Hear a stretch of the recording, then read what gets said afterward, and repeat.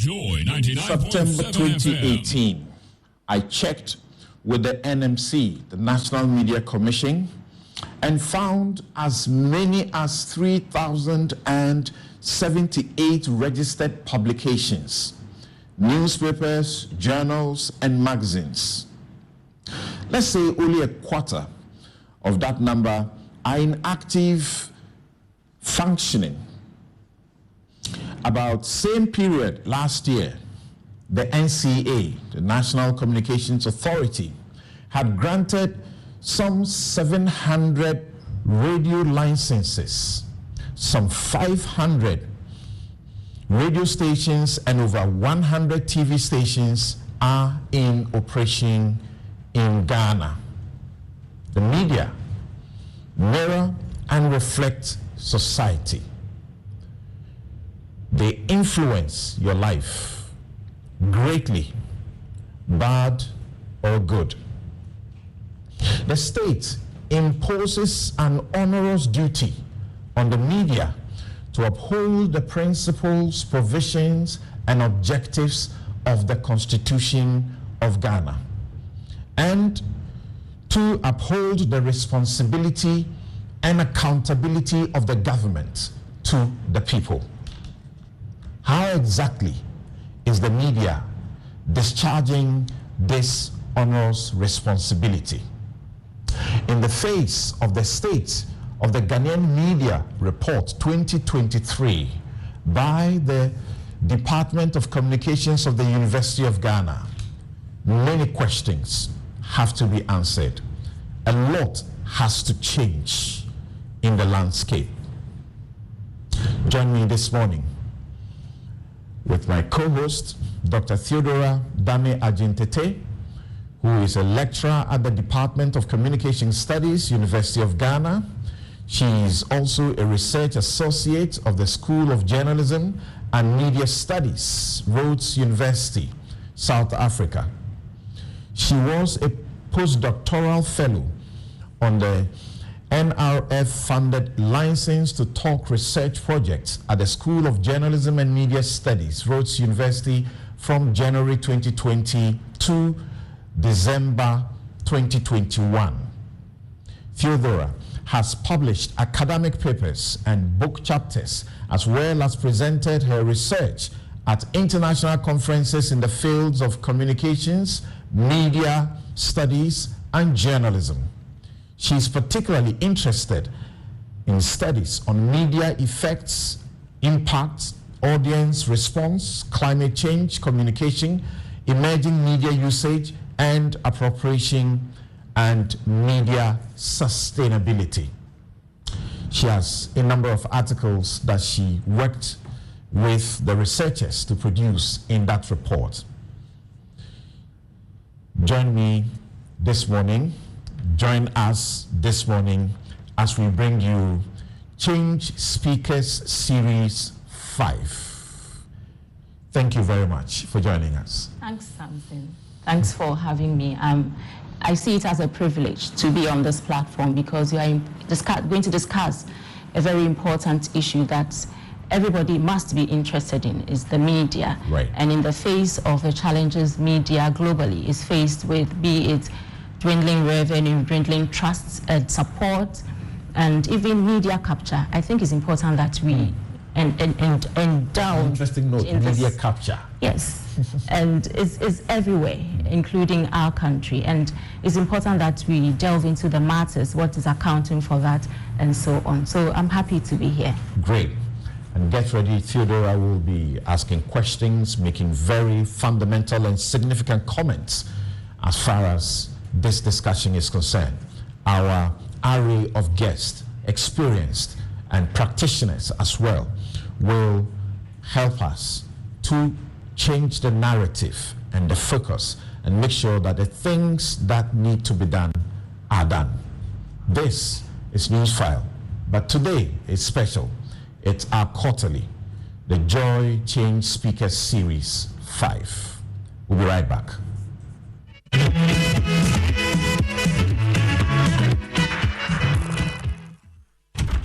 Oh, Charlie, close the window small. Your room be too bright, oh. Why, you be vampire where you know they like sunlight? Oh, my guy, my eyes. Behind the PC problem. Oh. In the sun problem. Common light bulb stuff. This no matter. I beg go Robert and Sons. Oh yeah, then my chick to him, I know correct. Cry. Where Robert and Sons sort them out sharp. Now so stylish frames in the wrong. We go Robert and Sons right there. No, I was sitting inside proper.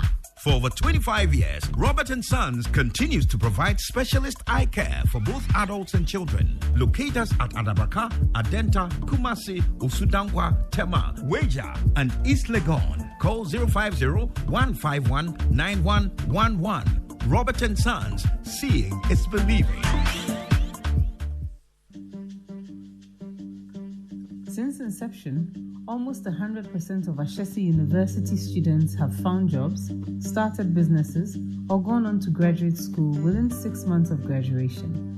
From Accra to Nairobi, London to New York, Ashesi graduates are noticed and they are leading successful careers. If you dream of a rewarding life and career, an Ashesi education prepares you for just that. Learn more about applying to Ashesi at www.ashesi.edu.gh. My way insurance, my way, Hi, my name is Nanama McBrown, and I want to encourage you to dial *165# on MTN to join the My Way family. My Way provides you and a selected family member a cover against death. As a policyholder, you will also have a cover against total permanent disability and hospitalization should you be hospitalized for more than 2 nights. Dial *165# and join the family. Sanya My Way. No way. My Way is a product of My Life and MTN Momo. Terms and conditions apply. When you are born from Ghanaian soil, you are born rich. Rich in who you are, with natural Ghanaian richness inspired by Mother Nature herself, just like our premium water, with natural minerals that create pure premium mineral water. Made right here by the same Ghanaian soil that made you. Voltic. Own your richness. Voltic, a product of the Coca-Cola Company. This advert is FDA approved. Joy 99.7 FM. Paint and this ordinary paint. We then dilute them with water. And now let the test begin. The gentleman on the left is going to apply the ordinary paint, and the gentleman on my right will use the Flamingo Superior paint. As you can clearly see, Flamingo has the obvious better hiding. Furthermore, Flamingo has painted a much larger area. You know, 1 bucket of Flamingo paint is equal to several buckets of any other paint brand on the market. Flamingo paint is made with superior formulation to give superior durability, superior hiding, superior coverage. Flamingo paint, simply superior.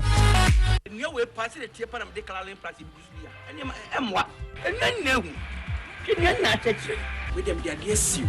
Factor. As I can introduce DBS lifestyle gauge trusses. Emma, they say, baby, I say, Yama, minimum aircraft, the day. And you know, you would dance. And no, send any Benina, and your papa. So, DBS lifestyle gauge trusses. Yet the computer not generated. Into Edna, then go straight. And if you say, I am not guilty, and want to mean the enemy. A good answer, after ball. We need to.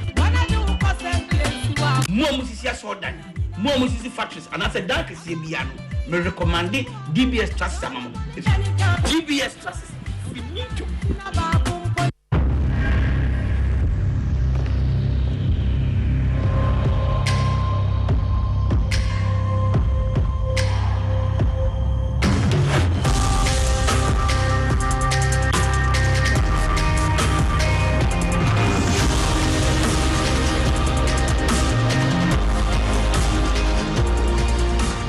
Day men, strong and refined, the skincare you deserve.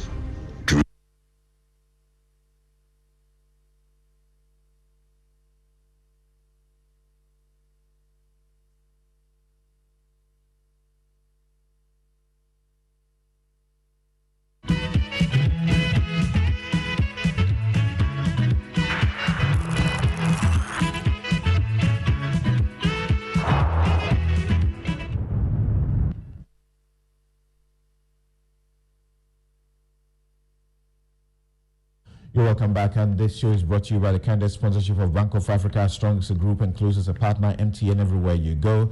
Ashesi University, educating ethical and entrepreneurial leaders for Africa. Robert & Sons Optical Services, your comprehensive eye care service provider for 31 years. Duroplus, how you get your water matters. Remember, where Duroplus goes, water flows.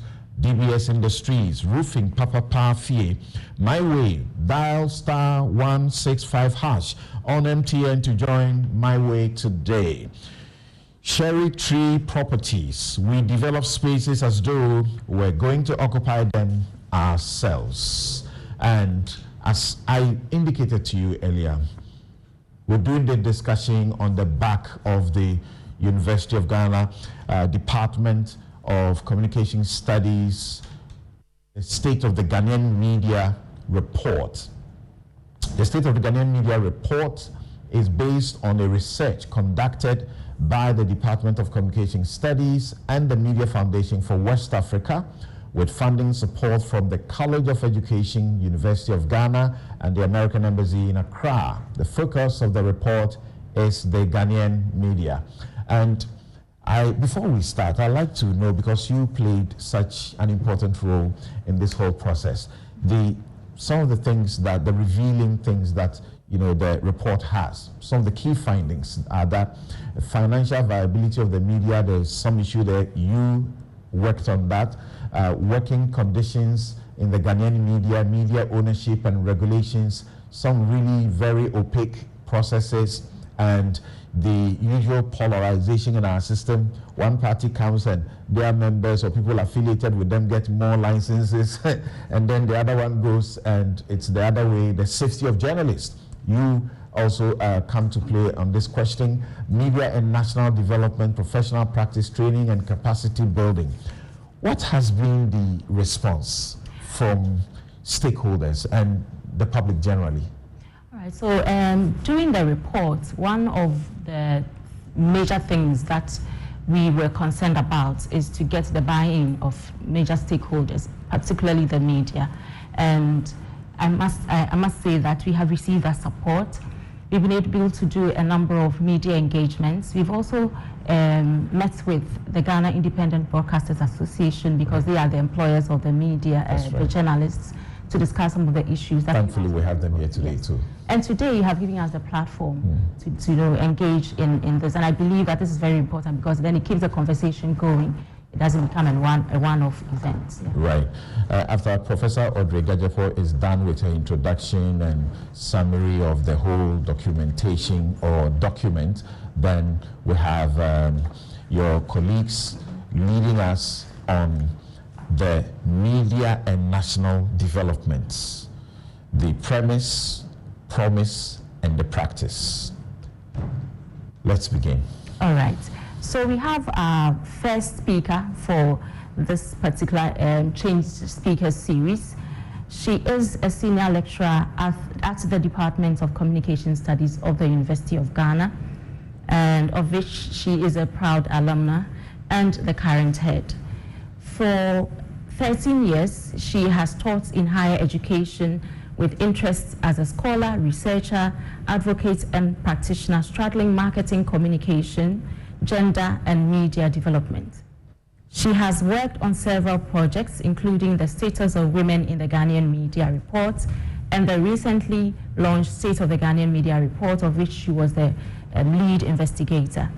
Her current research attempts have tracked advertising revenue inflows into the Ghanaian media, as well as evolutions in brand communications as shaped by the COVID-19 pandemic. Our first speaker is Dr. Abna Enimwa Yeboah Benin. Dr. Enimwa Yeboah Benin, please, you have the floor. Thank you very much, Yeboah, and greetings to Samson and also all who are listening to this conversation this morning. I believe that it is very timely, and thank you to Multimedia also for giving us this wonderful opportunity to extend the reach and perhaps the impact of the report as acknowledged by Samson. to have been developed by the Department of Communication Studies here at the University of Ghana. I'm very happy to be here. And Theodora, am I good to go on? Or this I just to say good morning and thank you? No, please, you do your presentation now. Okay, so we've been invited to speak to the topic, and this was actually one of the titles in the report, the media and national development, the promise, and also the practice. I choose to focus on pluralism, and so I have reframed mine to be speaking to media and national development, promise, and practice of media pluralism. And in doing this, I focus particularly on the broadcast media because of its obvious power and reach in the country. And perhaps if we want to really look at our developmental agenda, the opportunity that the broadcast media offers for us to reach all voices and ideas across the country. And so my focus would be on the pluralism as we are practicing it in Ghana at the moment, and whether or not the foundations for such pluralism have been laid, and again, whether or not the way in which we're practicing it would lead us to benefit from the promise that pluralism is supposed to offer any nation. Before I get to the substance of my presentation, though, allow me to just share a quick anecdote. So, somewhere in the late 90s, up to about the early 2000s, as a young lady, I became quite conscious that something was changing in the environment around me. And this something was, from my observation, as uninformed as it was, an avalanche of news and current affairs all over around me around the late 1990s and early 2000s. Wherever I turned, it was as if there was news and current affairs. And the reason this stood out into pregnant recognition for me was because I had grown up not liking the news very much, certainly not liking talk shows and current affairs that dealt with politics. And there's some history to that. You see, a few years before this late 1990s, as a child, living in a house where we didn't have a TV set of our own, together with my siblings in the evenings on Sunday, wash my feet so that it looks as though I've had a shower, and then go to somebody who had a TV set to their living room to watch the Sofodari or Brad Dachedakan drama show that was shown on DTV. And to get a good spot in the living room, we had to arrive early. Unfortunately, arriving early meant watching what for us at the time was a boring talking point. And so you will see how, because of that experience with talking points, it was stopping us from enjoying the show that we had actually gone there for. It was a consciousness in me when a bit later then all over around me you turn and there was news and there was current affairs discussion. And the reason I go to this story from my childhood is because I think it prompts us as a nation to something that has become very characteristic of our media space, our media ecology, pluralism, because wherever you turn, there is media, there is radio, there is TV, somebody is talking to you through some mediated channel. And so, in fact, sometimes when we meet our other African colleagues, they say, Ghanaians, we're very lucky because you have this media environment where you can say whatever you like and there's opportunity on your many platforms to do that. They are right when they say that because we do have what seems to be plural media space in the country, and it is guaranteed in law. So the fullness of our constitution makes sure that we would be in a situation of media pluralism by guaranteeing in the constitution that free media is guaranteed. There shall be no censorship, there shall be no impediment to the establishment of private press. If you did something against another person, they have the right of reply, etc. So it would seem as though our constitution dreams of a media environment that has pluralism, which means that a media environment that allows different voices to speak and be heard, and to also have the right of reply if they have been slighted. But in such media environment, the beauty of it, I think, is the opportunity it presents in our work towards development for different ideas to be sampled from different people from all corners of this country.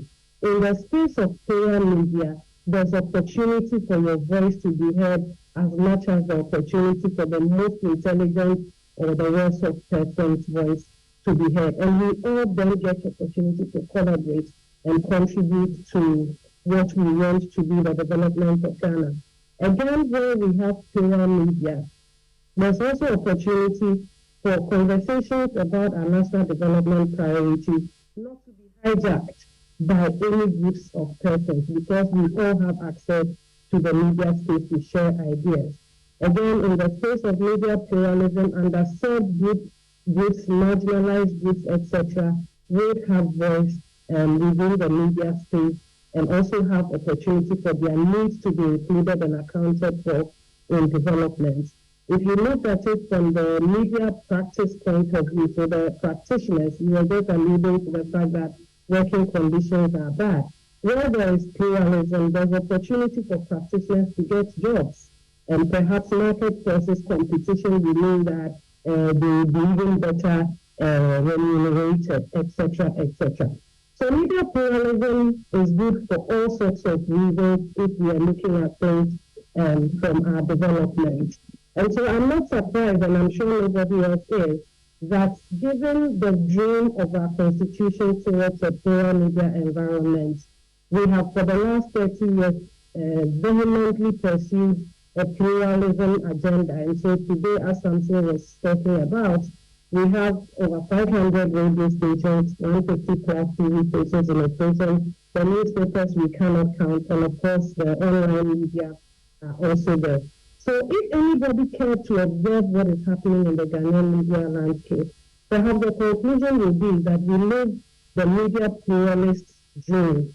In other words, we live in the ideal world, so long as practicing media in a manner that allows the expression of diverse, even opposed opinions to be made.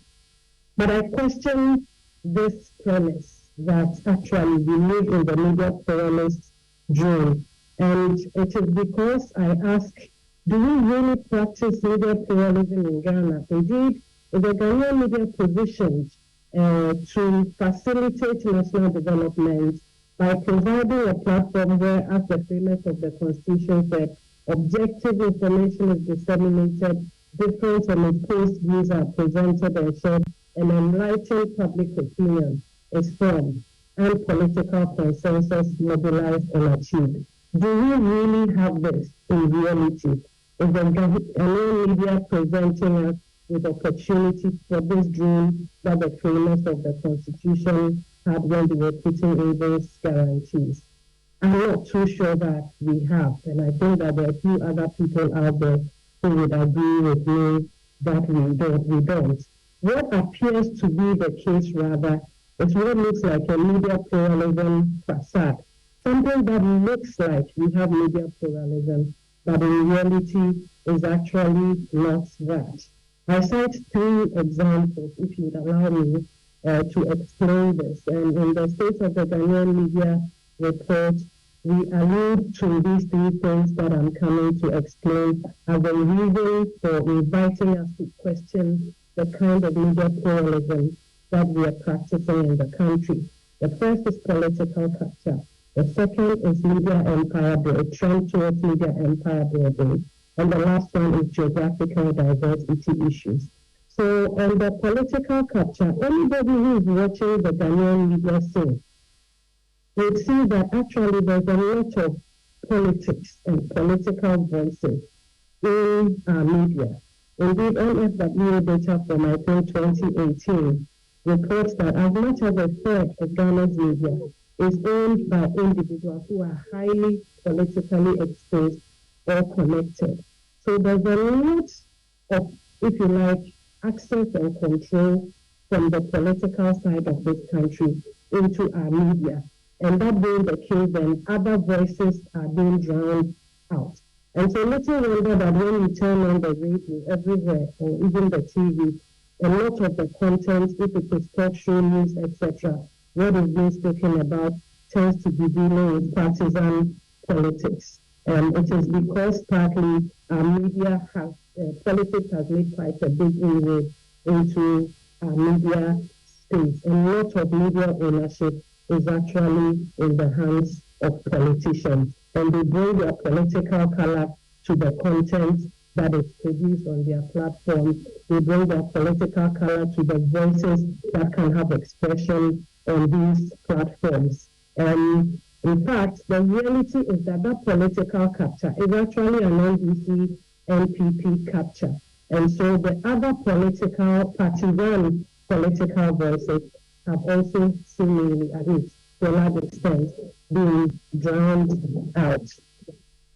I said there's also a trend towards media empire building, and that is because we have seen, as we said in the reports, that there is a trend visible already towards media conglomeration. Media companies acquiring so many frequencies that they are taking on a trend for empire building. And Angel Broadcasting Network presently holds, I think, about 17 plus broadcast platforms. Multimedia, on which we speak today, is about 10 platforms. There are other examples. So you would see that through this empire building attempts, media power and access is increasingly becoming concentrated in only a few hands. These are 17 or so platforms that should be distributed so that there is more diversity in the media. But all of them have been placed in the hands of whoever runs Angel. So many of them have been placed in the hands of whoever owns multimedia, etc., etc., etc. And this trend towards media empire building actually also means that fewer voices have access and power within the media space. The other side of the media empire building concern is the fact actually that these media platforms then hold a lot of access to audiences. And through that, therefore, they hold a lot of power when it comes to opinion shaping and opinion formation. MFWA data shows us that four media companies, Angel Broadcasting Network, Multimedia, Despite, and Media Journal, together hold a weighted audience share of 87%. Across this country, 87% of the audience are concentrated on platforms in the hands of four companies, which may actually be in the hands of four individuals.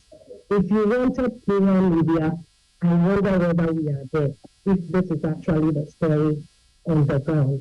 And again, think about the fact that because these are empires, because these are business concerns, then perhaps that access they hold to people's minds, people's eyes, people's ears can become available to the highest bidder who is ready to pay the highest advertising budget. And so again, there is some concern there.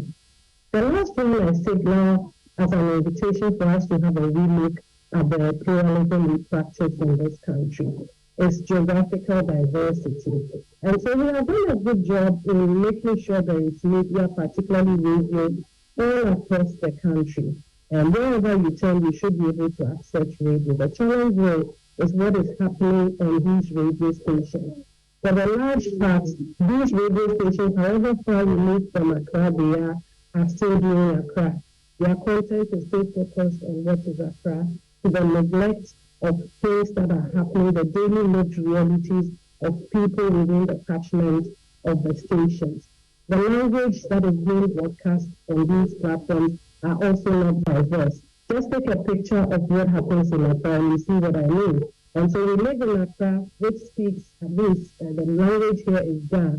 But think about how many of the stations in Accra are using the Ga language. Yesterday there was a discussion on the morning show on Joy about what language are we speaking to our children at home. What language are our children also hearing when they listen or consume the media? So even though geographically media is present across the country, it will seem as though the content on these stations are not diverse at all, nor do they open up space by language as led by their vulnerabilities, etc., to be heard and to contribute to national development. I have a few suggestions as to how we address this issue of the facade of media pluralism. In other words, the problem I am identifying with our media, and I know the other speakers would identify other problems, is that what should be media pluralism in Ghana only exists notionally rather than in meaning. And so we need a few recalibrations so that we can realign ourselves and actually achieve the real benefits that plural media are supposed to deliver to a nation. I think that we need to give life to the aspirations of the constitutional dream of pluralism by doing a number of things. So regarding the political capture, perhaps it is time for us to really become a bit more proactive in pursuing the regulatory realignment between the NCA and the MNC, so that the two can work together in making sure that where licenses go, they are used towards developmental interests rather than in the hands of politicians. And again, we need to also recalibrate so that there is a decoupling of the NCA from the Ministry of Communications. For as long as the NCA is an agency of the Ministry of Communications and therefore to some extent at the mercy of what the minister who is politically appointed wants to do, there will be concerns there. And we observed, for instance, that when NDC is in power, more stations aligned to NDC come up. When NPP is in power, more stations aligned to NPP come up. We think part of the puzzle may have to do with the fact that the regulatory agency needs a bit more independence from the executive machinery. Again, on that line, the appointive power of the president over the NCA board also needs a review. The board is constituted by the president, and so again, if you wanted to extend the reasoning, perhaps we'll understand why there's so much political influence. Because if you're in power, you might want to make sure that there are enough stations that can promote your agenda. Again, to address this political capture, we need to have transparency on the identities of individuals that own media, so that perhaps the public and stakeholders can also take an interest in helping the regulatory agencies to hold these individuals to account. On the media empire building, I think we are at that point where we need to cap how many frequencies are going into the hands of one person or one business. And again, if we know who is behind media, if the identities of individuals who own media are being published openly, then again, we can all take an interest in helping the regulatory agency to make sure that not too many platforms are awarded to one person. And if we're going to take an interest in capping how many frequencies goes to each thing so that there is more diversity in the space, then I think that we also need to make sure that the NCA takes a bit more proactive interest in the transfer of frequency licenses. When we were doing the report, one of the things we saw was that if I have been awarded the license by NCA and I decide I'm no longer able to use it, I transfer it and we notify the NCA. That being the case, a person who already owns 30 platforms is positioned to be able to acquire the 31st platform, rather than it going into another hand so that more diversity is introduced. And so again, we need to do some of these changes so that the trend towards empire building in our media can be addressed and halted. The last one is the geographical diversity, and my suggestion there is that perhaps it is time for us to incentivize more diversity across the country in terms of content, in terms of the language. So when next perhaps we want to allocate frequencies, perhaps it is time for us to decide we have this number of frequencies available, but they are only going to individuals who are going to be broadcasting in Burundi, who are going to be broadcasting in Egypt, who are going to make sure that there is 30% content that only focus. Significance. What do you say? Yeah, I think she hits the nail right on the head, and the question of diversity, right, and in terms of ownership and the content, and we often say that plurality is not necessarily the same as diversity. The fact that you have so many radio stations, TV stations, does not mean that people have access to, reliable information that actually pertains to their well-being. Right. And we see a lot of, and I think Doc mentioned that in terms of content, even those in the rural areas, they are getting content that relates to Accra or the capital regions. And I think that is important that we look at local content, and the question of, the funding or support for community media also becomes another matter for discussion. Political capture or NDC NPP capture, a lot of politics and political voicing, a third of the Ghanaian media owned by politicians, politically exposed persons. You have the problem of the media empire building, where she tells us about almost 90% of the audiences are controlled by only 4 media conglomerates, and the concentration means fewer voices have the opportunity to also be heard. And you say that there is a need to begin a conversation to cap the number of frequencies that can be placed in the hands of individuals. So my question to you, Doc, is I think it's the 2010 broadcasting bill, and we have been trying to refashion it. It doesn't appear that there is interest at all in it, particularly from the duty bearer, the political, persons who must make sure it happens. It provides for the capping such that you cannot own more than one media entity or radio station in one region. And in total, across the country, you cannot have more than 3. So it means you can have only 3, and all the 3 must be in different geographical areas, so to speak. Is that the kind of suggestion you are making, and do you see this happening at all? Yes, Samson, we need to get to that point, is my argument, that in fact we are at the point where we need this to already have been in place, and how we are even going to do the mathematics of those who already have 19. What do you do so that it comes down to 3? I shudder to think about that, but we've gotten ourselves to this place. And I think that there's been enough calls for the promulgation of the broadcasting bill. Perhaps this is another opportunity to reiterate that call. It has provisions that addresses some of the problems that we're seeing in this country. And if we were able to get to promulgate it, I think we will all be the better for it.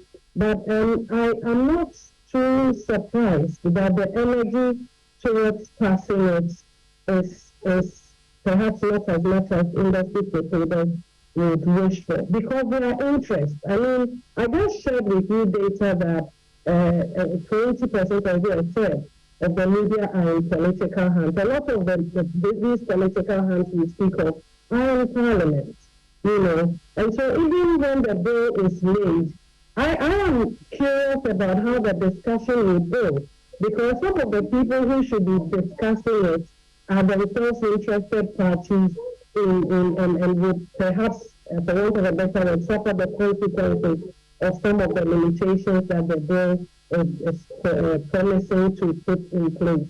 And so we watch this space, and I don't know what industry stakeholders perhaps can do to push the agenda of the passage of the bill a bit stronger than presently is the case, because we don't want another right to information law process on our heads. And already the signs in the offering look like that is what we are having, that we're talking 20, 30 years before a bill that is so timely and needs to come to address all sorts of problems in our media would actually be passed into it.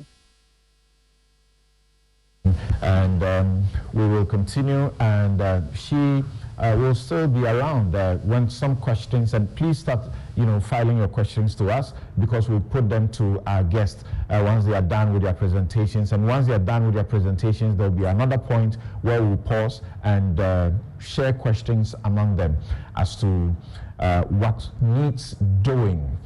Now, I'm going to introduce our next speaker, change speaker.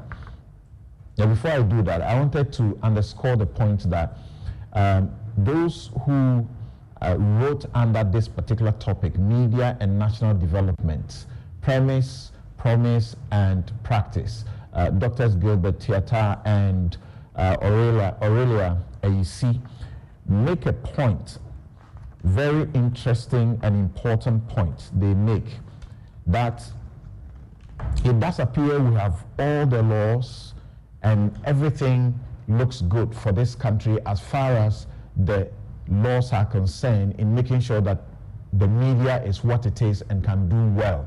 They say our conclusion on the premise and role expectation, therefore, is that the prevailing legal and policy regime is so sufficiently development-oriented as to engender or enable the attendant journalistic interest and attention to media and for development. How are we faring since we have the laws to make sure that the media is development-oriented? Our next guest, Cecil Thomas Sunkwa-Mills, is currently the president of the Ghana Independent Broadcasters Association. He also currently serves as CEO of the T&C Farms Limited and executive director of NTSS Limited, a cybersecurity and information technology entity. Cecil is also a member of the Ministerial Advisory Board of the Ministry of Information and also the Professional Advisory Committee of the Ghana Institute of Journalism. He served a 19-year tenure in the broadcast industry as the Managing Director of MultiChoice and GoTV Ghana Limited, Regional Business Development Manager for some 7 West African DSTV agencies of the MultiChoice Group. Cecil has an extensive international professional life, which include leadership positions in retail, business, and product development, service quality, customer experience, and quality management, marketing, communication, and operations, as well as sales. Cecil Sunkwa-Mills, President of the Ghana Independent Broadcasters Association.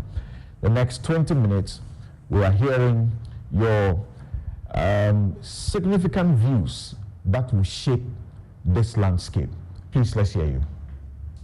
Thank you, Samson. And I want to start by, first of all, letting people know what GIBA is. GIBA is an association of authorized and operational non-state-owned private broadcasting stations formed to promote our membership's common interests. We've been around for some 25 years, and we also actively promote the independence, legal, and economic interest of our members through the provision of top quality research, advisory and consultancy, and advocacy in changing business and regulatory environments. So we know for Ghana, the media has, we opened our doors basically with the coming of the Constitution in 1992. So you would find that a lot of the times we come from a position of fighting, because we've always, in fact, that is what it's been. We're always pushing the boundaries, and luckily our Constitution is what we stand on. I think earlier you did mention, first of all, I want to look at the state of the media that we're in. Ghana has a unique situation. When Abuja a couple of weeks ago, we had a meeting with Bonn in Nigeria. And it was surprising to see that even we have more stations than they have in Nigeria, if you look at the population size. So that tells us that we actually are in a unique situation, and also for us as practitioners of media. The report that was done by the School of Communications for us was a big break, because what it did for us was, for the first time, we had consolidated issues of media into one document. We'd had so many meetings on different issues all the time, and it was very difficult because we did not have research information. But here, this document has actually pulled everything together, which we think is great. I think some aspects other speakers will take, but for my report, what I'll focus on is the absence, first of all, is the absence of broadcasting legislation, which is the broadcasting bill. And then I would also talk about financial viability. We found out that, and then I would touch on briefly on other topics. We found out that most of the issues also, I think the media ownership part has been taken care of quite in detail, but a lot of stations are struggling currently in this country. The financial viability is completely threatened. Now, when that happens, it makes stations vulnerable, it makes even the staff vulnerable. So let's look at what are the issues that are bringing about some of these challenges. First, I would want to touch on taxation, authorization fees, and business registration. We come from a background where we had a much smaller number of stations.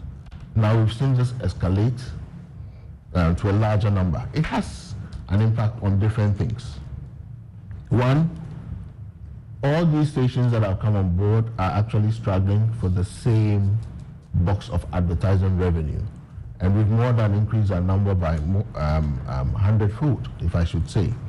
We had numbers, I think Samson did mention the number.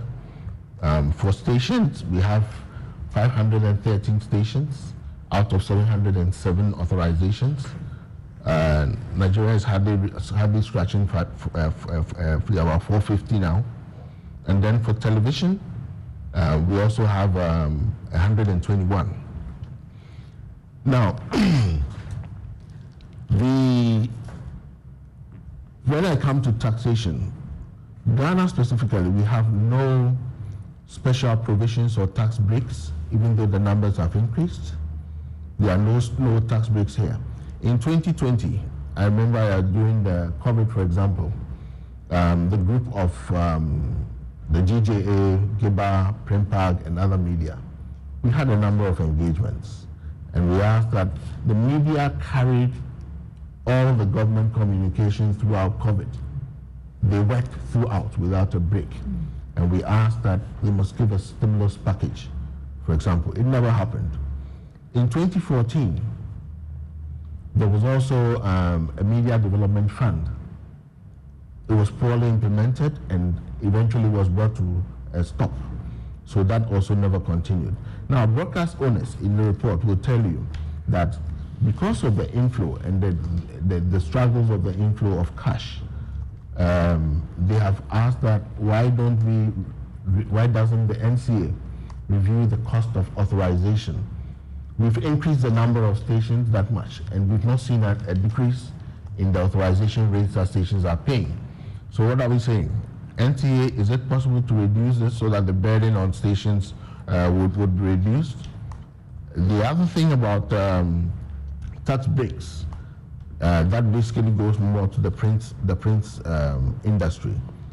Imported books get some exemptions on tax, but when you have local literature, there are no exemptions and benefits that are provided. Like all other businesses, media organizations are compelled to do their tax laws. And historically, and the good thing is that we've not had many cases where stations have come into trouble with the GRA. However, there are some cases that came up, and it's important to mention that the influence of such things when they happen. In September 2015, I remember Angel FM was charged with owing the state some taxes. So their offices were sealed off by the GRA. That was resolved. In 2017, I remember NCA, there was another outcry from the broadcast industry on fines. Huge fines were imposed on stations to renew their authorizations, and that was resolved. However, a number of free-to-air stations today, as we speak, are caught up with a new thing, which is they are being asked to pay for free-to-air communication service taxes. Now, Samson, CST is a consumer tax that is supposed to be paid. Now, to transfer this onto broadcasters and insist that some of them pay, and some of them have had letters as far back as 2015 to pay taxes to date. Basically, we're now moving to the point where that could mean that you're actually shutting down that station. Because one, the tax is not a tax that free-to-air stations are supposed to pay by law, but this is actually being enforced. We've done some engagements on this, and some discussions are supposed to follow up between the MOI, the Ministry of Finance, GRA, and GIBA. But these cases tend to reinforce the perception that tax liabilities can be used to intimidate critical media, especially specific news organizations. They started and we've stopped. Now, talking about the increase in pressure for revenue, now that the revenues have been depressed, and they've also been depressed because there are alternative platforms that people are using to disseminate information. We now have online. People are reaching in country to do the same thing, and a lot of the stations have now lost a lot of ground on ad revenue. But this has not stopped, has not enabled a discussion that the stations have had with regulators to look at, especially the financing of stations. The whole game has changed for a lot of stations. Rather, we've had an increase in number of stations. And as I speak, I know stations are even now struggling to even pay their regular licensing. The other big issue, which is also another bill, which comes to another bill that we are also praying that it's looked at and passed, is coming from advertising revenue, which is the main source of revenue for free-to-air stations. Whilst we've seen a reduction in terms of ad spend on radio and TV on the traditional platform, a lot of advertisers have moved to digital. This has also depressed the revenue income of a lot of stations. So there's the need for, we're asking government to pass the bill which brings about, it's called the Advertising Council Bill. This will enable us to regulate the advertising industry. What is happening is, because there's so much competition for adverts, a lot of stations go in for deals, and the advertisers tend to give you a payment period of sometimes 120 days or more. So what happens is that stations actually will run adverts, but there's no cash flow and payment is due in 120 plus days. Now, this has been a rule of thumb because it's just been an open regulation. Nobody actually put it there. But a lot of stations are in so much debt because now when it comes to even the period of payment, this doesn't seem to happen. So as part of it, in other countries, what they've done is they have put in clear regulations on durations, etc., on payments to stations. This we can only achieve if we get also the advertising bill also coming through. Now, so you find we are actually also supporting AAG to pass this so we can bring in these regulations and allow us to increase the revenue of stations. We also are looking at other funding options. We have spoken about public broadcasting in the past, which had to do with TV licensing, which we know now when somebody would say is mundane, because to collect TV license, you must have serialization, serial numbers of televisions, etc. it is just not practical. We've had discussions, there are other alternatives that should happen, but this has not happened. So these are some of the things in the area of funding that we really would have wished that engagement happened to improve the funding of the stations. I would also want to talk about the process. The process of engagement of the industry with regulators.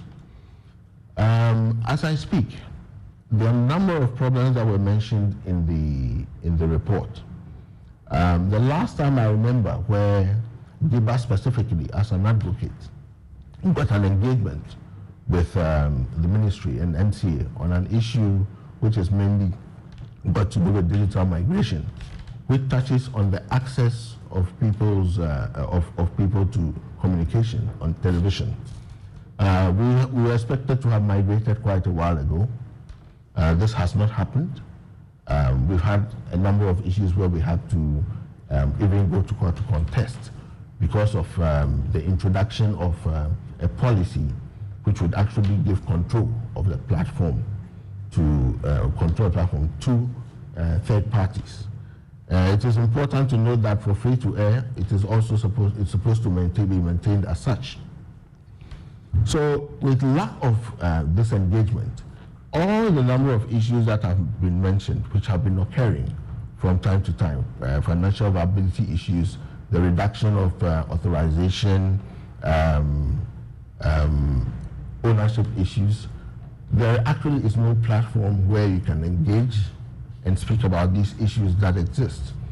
One of the things that we did mention with unless there's an issue that you write, and then you may get called up to come and speak.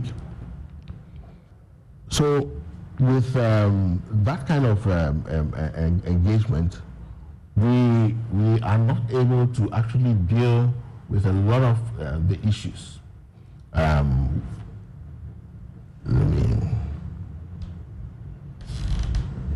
Sorry, I think I've got.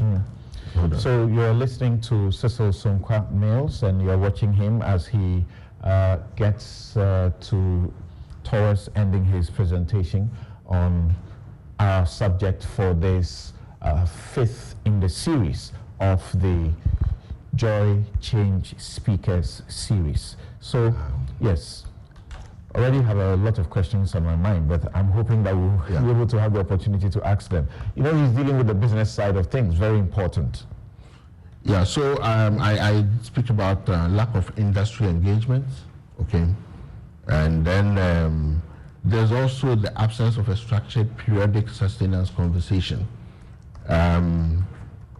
We have noticed also that in terms of platform management, we do not have a clear policy direction as we speak for DTT migration. There was a policy which came out, and because we went to court, this policy, part of it was quashed. So what it meant was that we expected a new policy to come through from the ministry or the NCA. Now this is pending. But besides that, we've seen that new rates have been sent out for stations to make payments to sit on this platform. Now, the other side of this is that these rates, as we know, we expected that there must be an approval process for these rates to be finalized. This has not happened. Some discussions happened. They were supposed to give us feedback on exactly how they came about with these rates, but this did not happen. Now, this has been followed up with other rates of distribution for some of the people on the DTT platform. Now, this has actually been resulted, as we speak, with some stations being actually taken off the platform for non-payment of fees which have actually not been approved with stations. So there are a number of operational issues, but I think the biggest thing for the industry is that there is no opportunity to do fair engagement. This is not happening. We would only hear of some specific meetings given to selected stations, and we know that the issue with stations and ownership. So we cannot, it is not representative enough. So we're saying that we need to have clear platforms and rules of engagement with the industry. Then we can progress and discuss a lot of these issues. So I've spoken about the financial stuff. Now let's look at working conditions of media. Working conditions, we currently are working together with the GJA, and what we intend to do, especially the first move, is to unionize the journalists. So we put them all in the union, and this is directly to allow specific conditions of service to come into play for journalists across the country. If we look at it, there's a fragmentation on people. Some people may not even have letters of employment. There are no clear conditions of the jobs they do. So this will help to bring together a framework that would improve the working conditions of Ghana, the media.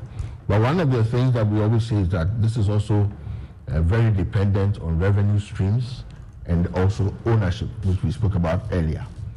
There are a lot of issues mentioned under working conditions, which is like healthcare, counseling services, etc. But those are actually linked a lot with revenue situations. Also, media and regulation. I think the broadcasting bill, which we have been part of, we've actually given a lot of input in there, would have, if passed, helps also to create fairly open access to a lot more people, and also looks at the issue of ownership as mentioned earlier. So it tends to limit in terms of ownership what happens there. So that the other thing is safety of journalists. A framework has also been put in place. We're part of the group with the Ghana Journalism Association. But we need some funding to move that framework further. But there's some progress on that that front. The other proposal for safety of journalists that we've asked is that we have a planned joint structured engagement between the police and the media, and this must take place consistently to enhance cooperation between us and the police. All right, so your time is up now. If you can just conclude, so we ask you a couple of questions. So for us, our major drive is that the ownership of platforms should be key. That's who owns platform, and that comes a lot in the broadcasting bill. And control of platform should actually, even though it is written that there's freedom of speech, but when the platforms are controlled by third parties and governmental or state actors in that manner, for example, tends to limit the freedom of speech. The other thing we want is an increased engagement with state players, and then the partners and stakeholders. And we want to see the two bills, which is the broadcasting bill and the advertising bill, passed into law. This will help to consolidate a lot of the things that we need to do. Thank you very much. Cecil Sumquat Mills with his presentation there that he's thought through it. I don't know how, Theodora, you process the many things that he's had to say. It looks like he's got a lot to say, even though I didn't get too much of specificity with some of the issues raised. I gather they have issues with taxation and the fees that they are paying, some of which he says just too much, and some that are being recently introduced, and their major problem is lack of engagement. So it appears as if, the regulator, or is it the government, is not consulting them sufficiently enough, and there are new rates that are actually now crippling stations, and even leading to some of them being shut down presently. I don't know how there's been some that have been shut down and there's so much quiet. What we knew is that when there was a shutdown of a media entity, you know, the whole world gets to know. Exactly. And that's where I probably have issues with. So you talk about a need to engage. I'm wondering how many moves have been made so far and all of that. But as you rightly said earlier, he spoke to the business side of things. That's right. I am particularly interested in the well-being of the media worker, not just the journalists.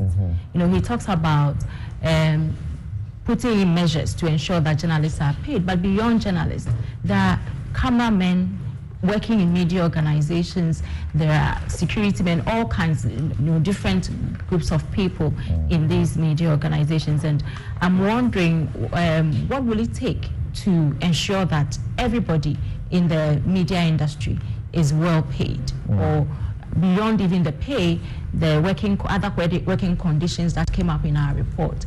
I really want answers to that. Right.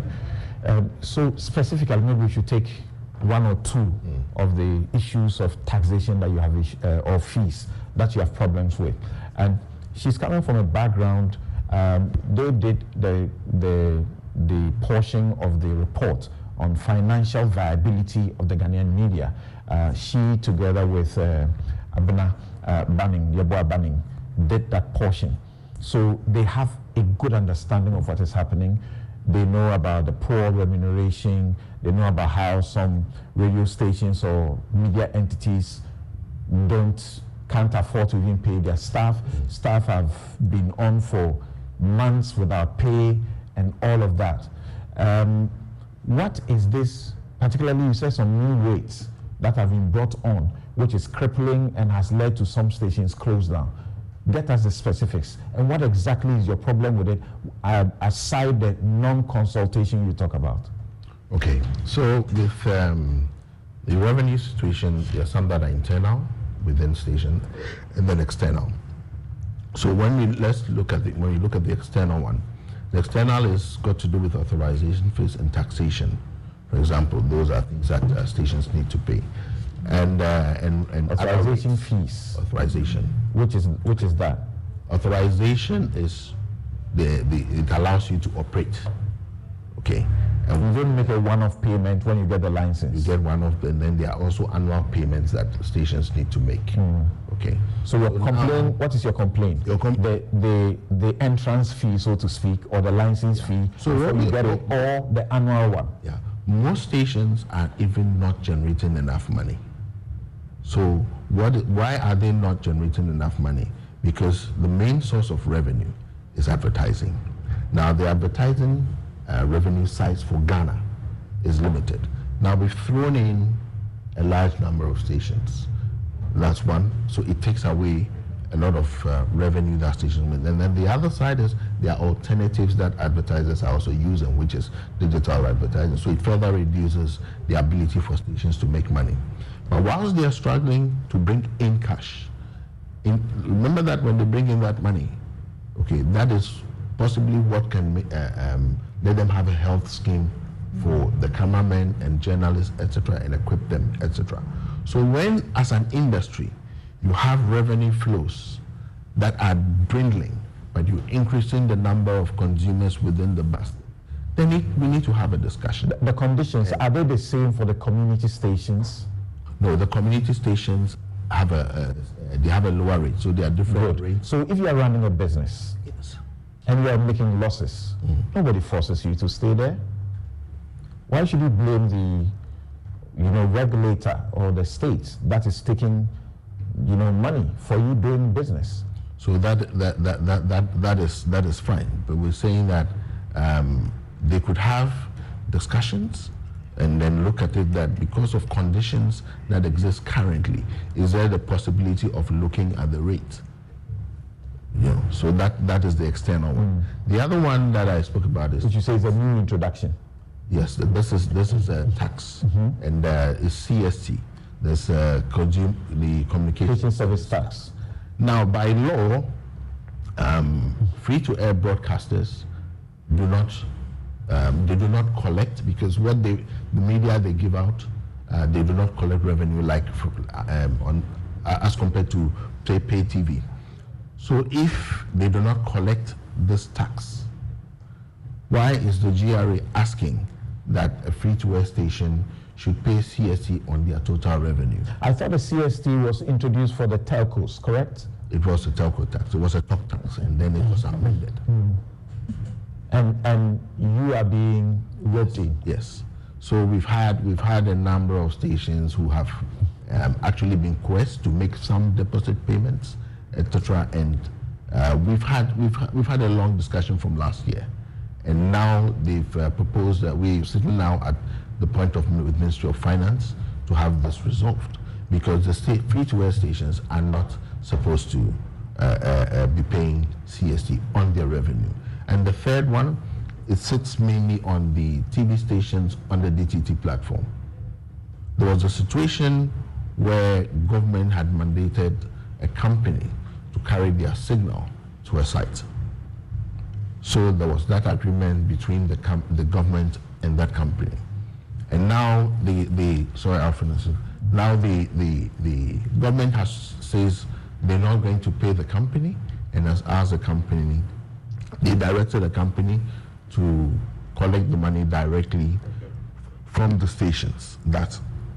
And the station said, well, they needed to have a discussion on exactly that thing, be informed and agree on the rate, because that service, most stations do that service as a standard. They are able to, a station must be able to send your signal, and it can basically cost almost nothing. So there was some disagreement about the process. Now, in that discussion, some stations were forcibly taken off the platform, and as we speak, they are still off. So they cannot. About how many stations are we talking about?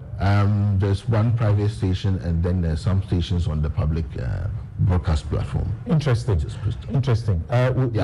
We need to take a break. But Doc, I mean, listening to him, that what you guys write about and research about, the viability of media in the context of the so-called plurality, where there is so many, and Ghana, population of what?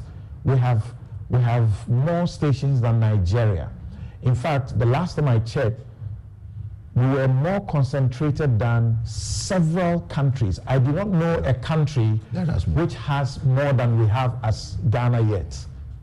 That was a time the government was seeking to reduce the frequency, the radius of the big stations, Joy, City, Peace FM, was seeking to reduce their radio. They had about 100. That even affects revenue. And they were going to, they brought in a policy to reduce it to 45. Well, reduce it to 45 so they will get more license, because the frequency is a finite product. They'll get more license to issue to people. Now, that has been done. Fighting it in court has not been successful. That has been done. So you have increased even more radio stations and television stations. Are you setting them up to fail? The question is that, should you not be interested in the capping that their research talks about? Well, even though it's the politicians that are driving it, and we know that the broadcasting bill, as revised in 2014 and then subsequently revised, I think, in 2018, is supposed to also prohibit, politicians, politically exposed person, from getting a license. So if you're a politically exposed person, no license for you. These people will not work on this bill to get you a capping. So what are you going to do? That is why we have to, I guess that's why the broadcasting bill is still hanging, because like you know, there are some interest in there. And there's one more thing that I need to know before we mention. In a minute. Apart from this signal issue of sending a signal from a station that has taken off, we have seen stations have been invoiced of an amount of, for some people got amounts of $10,000, okay, to pay, to be carried on the national DTT platform a month. So there was a meeting. We asked that, how did you come about? This is the NCA, or is it the Ministry of Communications? From the ministry. Okay. And we said, how did you come about 10,000? Because remember that there are some people within the association who run DTT. So they have an idea of costing, because the interest of the stations is to bring sustainability of the platform so they can distribute their channels. So we're asking, how did you come about 10,000? They said, we'll come back to you with the details. And then they follow it up with an invoice of 10,000, saying that they reduced it from $15,000 a month and now to 10,000, and then they sent out the invoice. A month. For hosting TV stations on the national DTT platform. Now, the worry is that don't rates need to be approved? Isn't there a procedure? Doesn't it go to Parliament? Who decides what to charge? Fees and charges. Yes. Is it arbitrary? Okay, interesting points there. Thank you very much, Cecil Sunkwa Mills, President of the Ghana Independent Broadcasters Association, that are owners of media organizations. We'll take a quick break. When we return, Dr. Theodora Dame Ajintete will introduce our next speaker, who has very, very fine ideas that will shake some things. We'll be right back.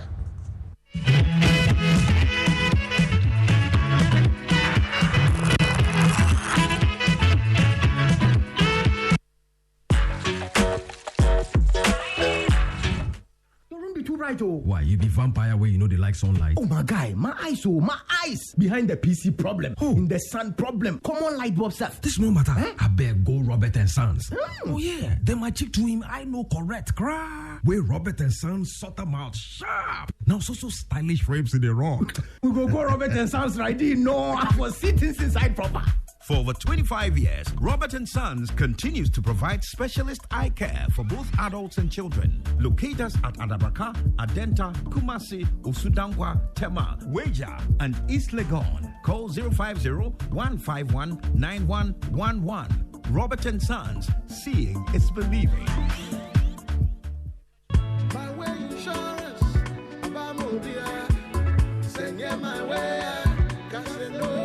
Hi, my name is Nanama McBrown, and I want to encourage you to dial *165# on MTN to join the My Way family. My Way provides you and a selected family member a cover against death. As a policyholder, you will also have a cover against total permanent disability and hospitalization should you be hospitalized for more than 2 nights. Dial *165# and join the family. Sanya My Way.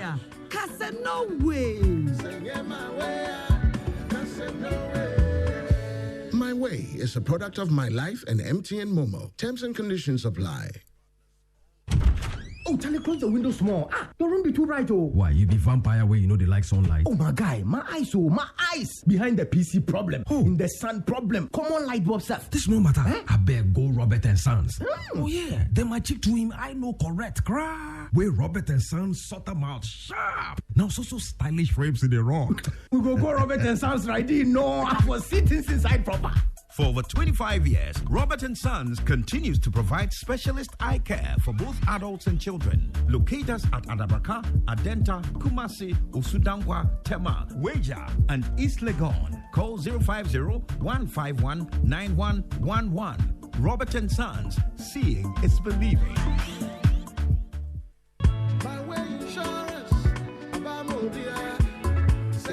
way. Hi, my name is Nanama McBrown, and I want to encourage you to dial *165# on MTN to join the My Way family. My Way provides you and a selected family member a cover against death. As a policyholder, you will also have a cover against total permanent disability and hospitalization should you be hospitalized for more than 2 nights. Dial *165# and join the family. Sanya My Way. Kasa no way. My Way is a product of My Life and MTN Momo. Terms and conditions apply. And also prevent me from passing HIV onto any future child.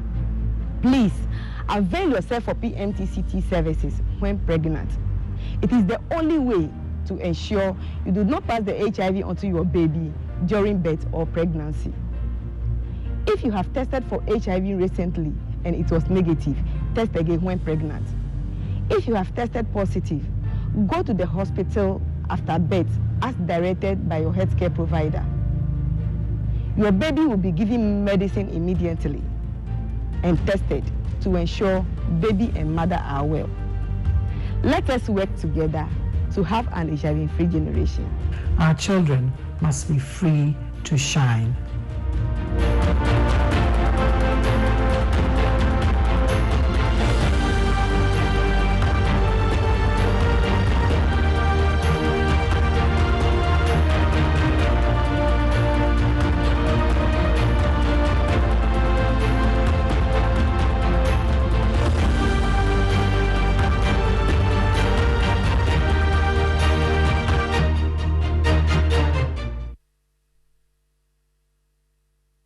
Joy News, your most credible news source, is available on digital TV, Multi TV, DSTV channel 421, GoTV channel 144, and also streaming on myjoyonline.com.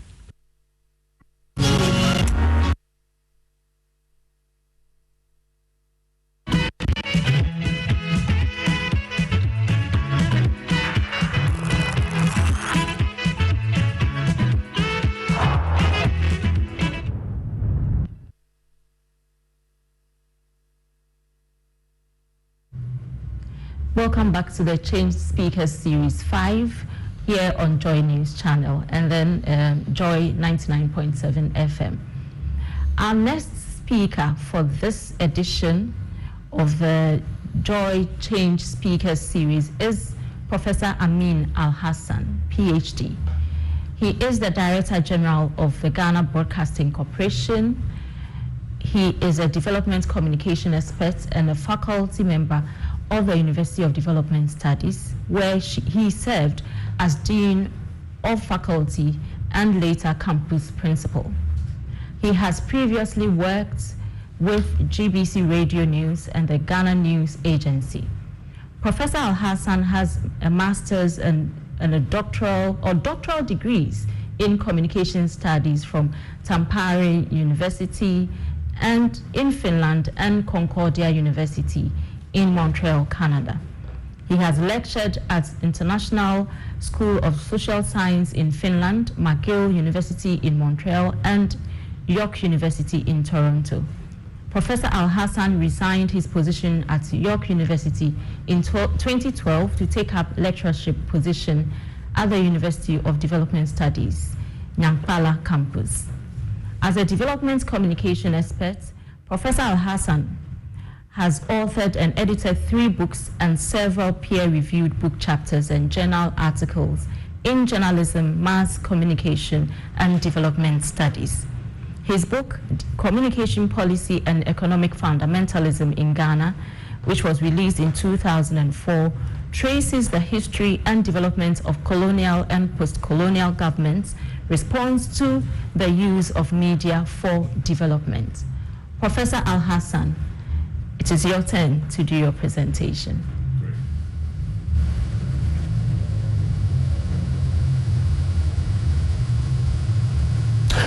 Prof, please unmute your microphone. Thank you very much, and it is a real pleasure to be invited to this platform. And I want to start by first commending the Department of Communication Studies, especially Dr. Abenayenim Yeboah-Banini, for leading this process of bringing this conversation up for into national attention. I think that it's been overdue, and it is a delight that we are finally getting the opportunity to put on the national space discussions about the media 30 years after we have experimented with media freedoms and democracy in this country.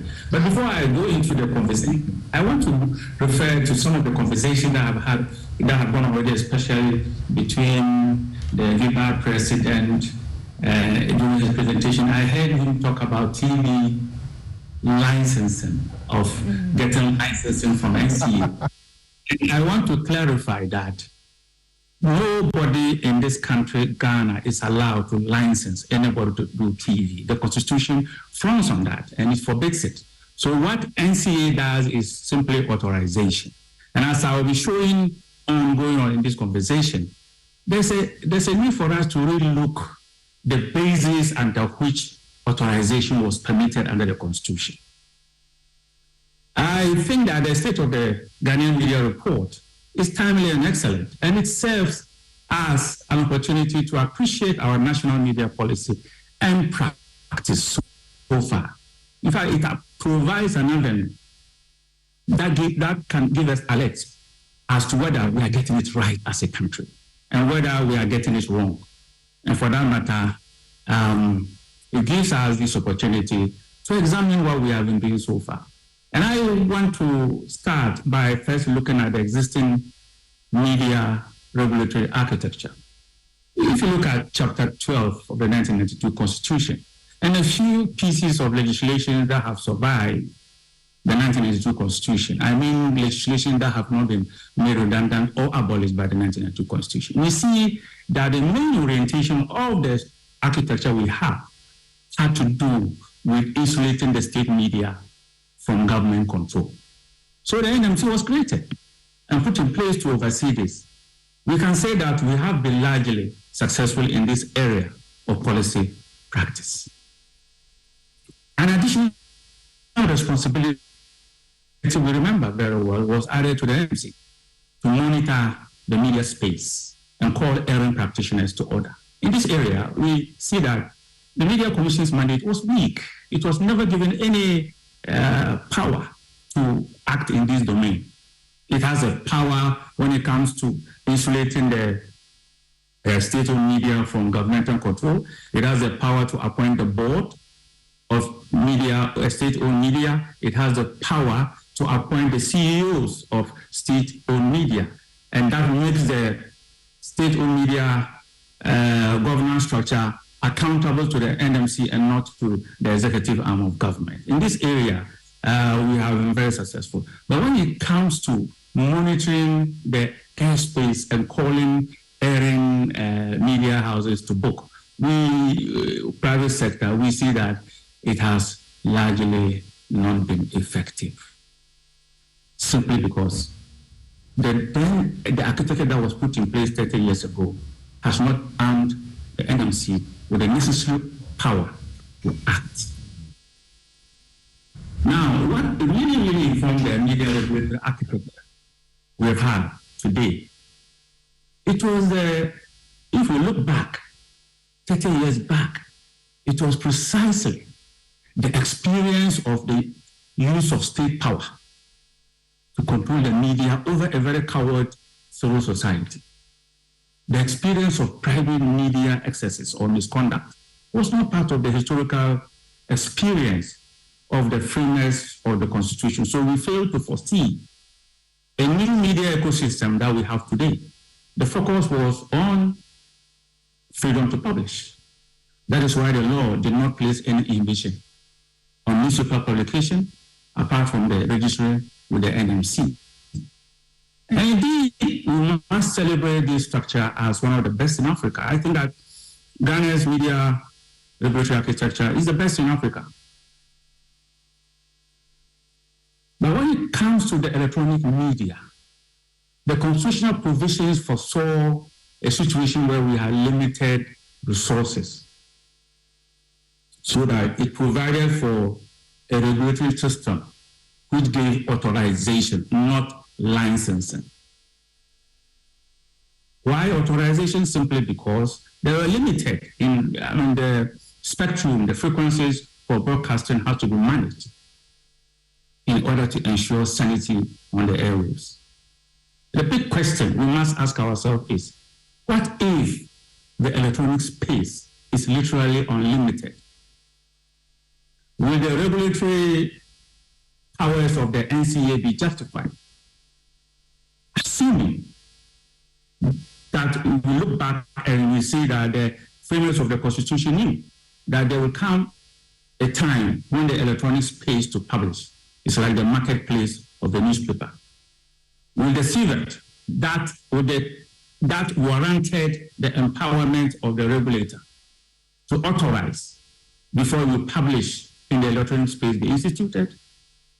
With the newspaper, the expectation was that the market will determine who can continue to operate a newspaper. No licensing was required, it was abolished. That rule also applied to the electronic media, no licensing, only authorization, because of the fact that there's a limited space. In practice, when we reflect on all of this, we see that it was a reflection of the technology at that time, an analog broadcasting space. Now we are ushered into a new world of digital space. Convergence has changed the industry. Electronic space is like unlimited.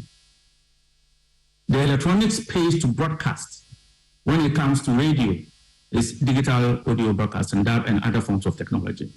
It gives us more spaces than we have today. Then we come to TV.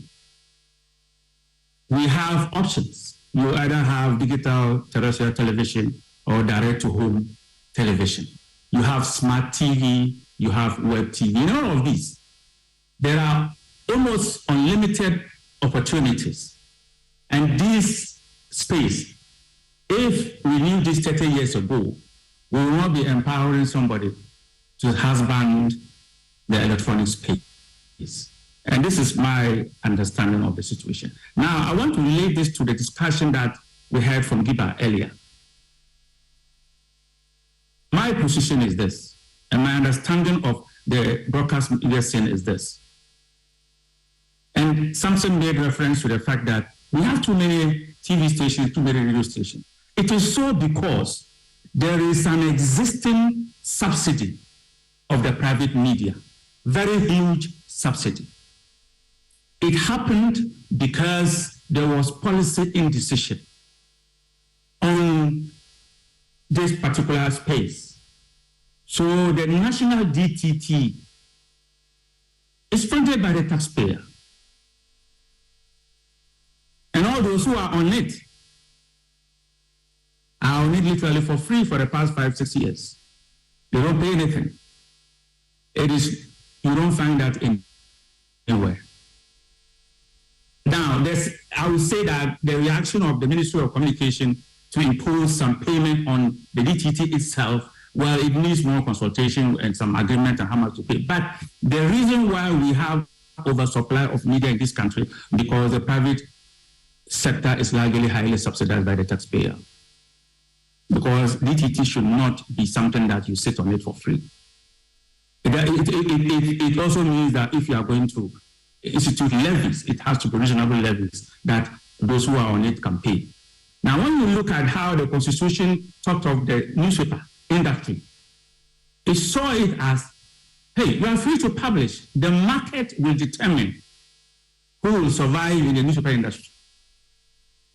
You can start your newspaper, your chances are that can you survive the market? This same rule should also apply to the television sector, the radio sector, so that the market will help to cut out. But as we see today, when the NDC is in power, there are people coming for channels on the DTT because it's literally free. And when the NPP also comes in power, they will get their members count for channels on the. So in the end, there's crowding on the national DTT. We can stop that crowding if we properly implement the policy which says that the DTT system, which is a national broadcast infrastructure, should be run by an administrative body. And that body should be able to recover costs and run it without necessarily expecting the taxpayer to literally fund the DTT. And when we do that, I believe that, like the newspaper industry, those who will survive will survive. Now, this point of argument is not against the recommendations that Dr. Enimwa Yeboah-Banin proposed about capping the numbers and also capping who can own how many channels. I think that these things can all come together because we are not alone. Other countries have done it. And that is why we have more TV stations in Ghana than in Nigeria. Because in Nigeria, you are not going to have a free DTT set up and go and sit on it just because you have a political party affiliation. So that brings in, but that is an aside. But the main point I am trying to put up is that technological convergence has rendered the current regulatory architecture inadequate. And we have to ask whether, if the framers of this constitution or the constitutional provisions and the subsequent legislation, e.g. the establishment of the NMC, the way it is, the setting up of the NCA, the way it is, and the subsequent case laws, that emerges from the Supreme Court interpretations of issues about media.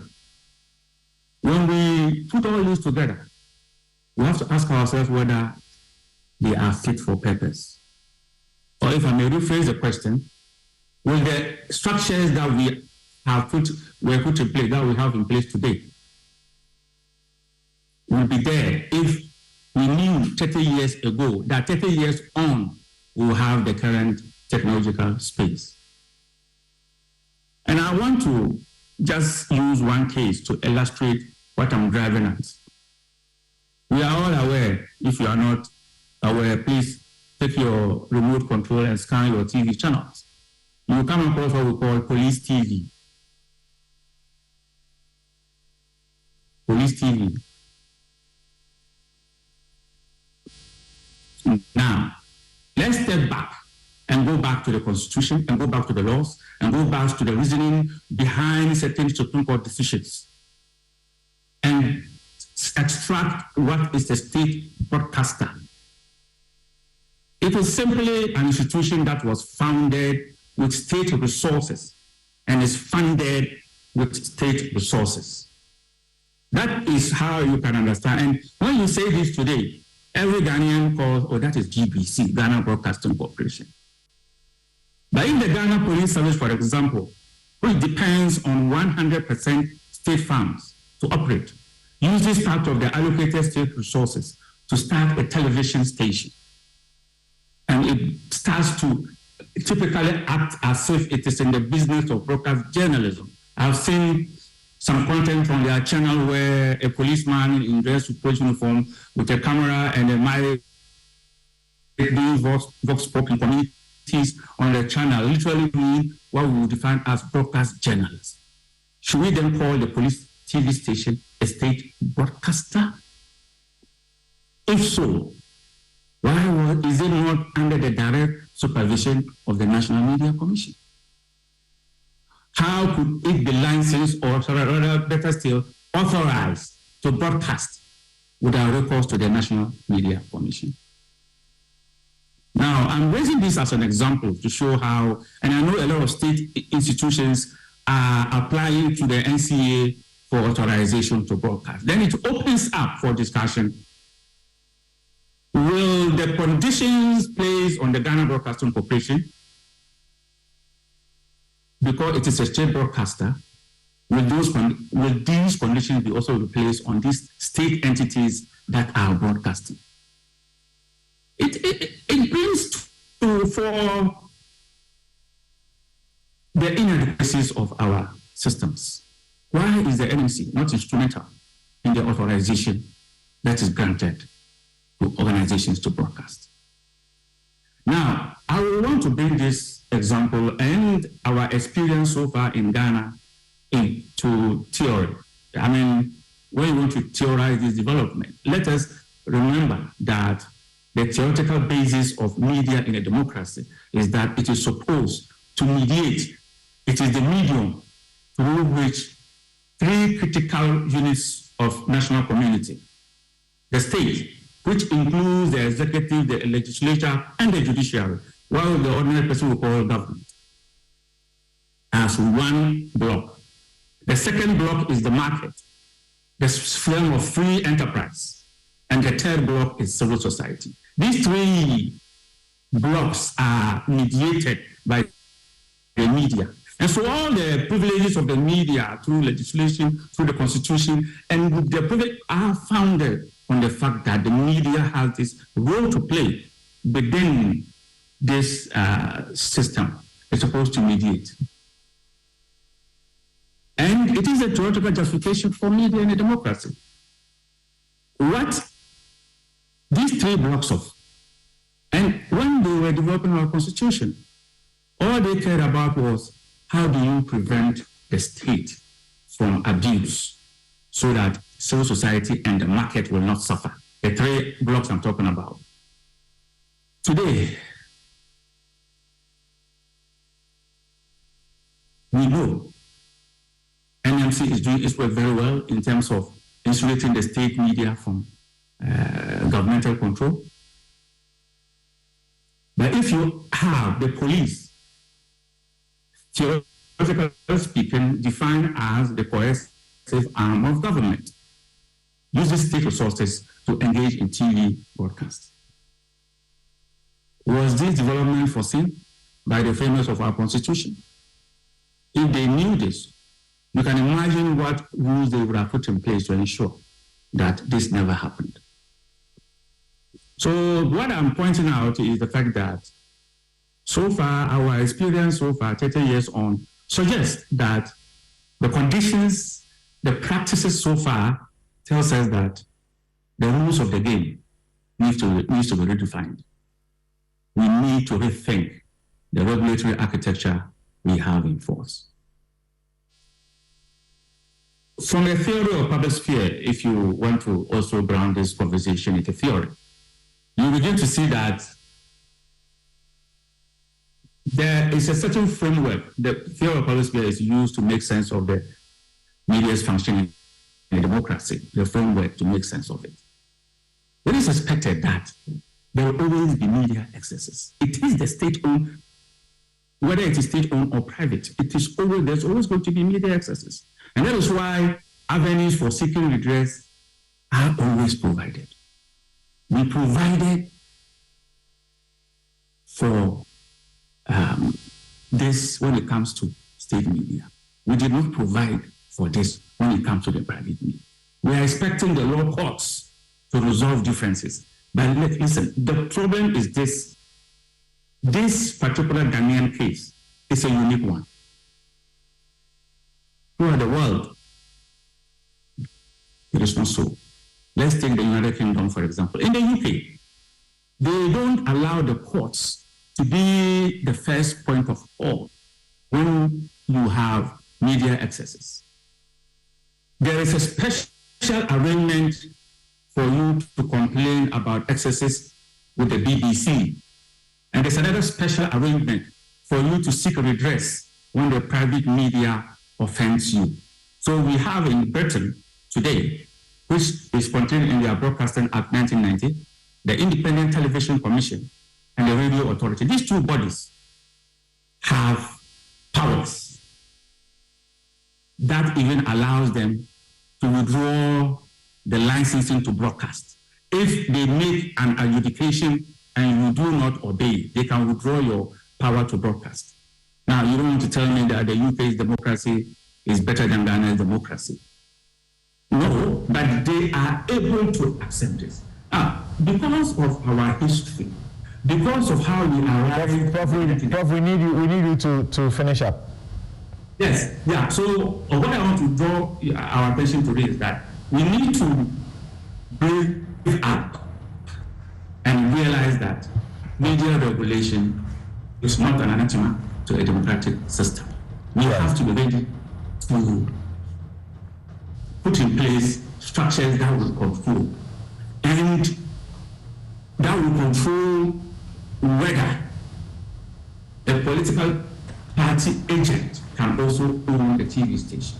Whether when a private media abuses its privileges as a media, the individual has to go to court or he has to go to a commission, like a reviewed and empowered NMC, so that quick decisions can be taken and they can get the redress that they deserve. This item will help set up a better framework for our democracy. Thank you. Thank you very much, Prof. But there's one issue that is recurring. and you appear to concentrate on regulation.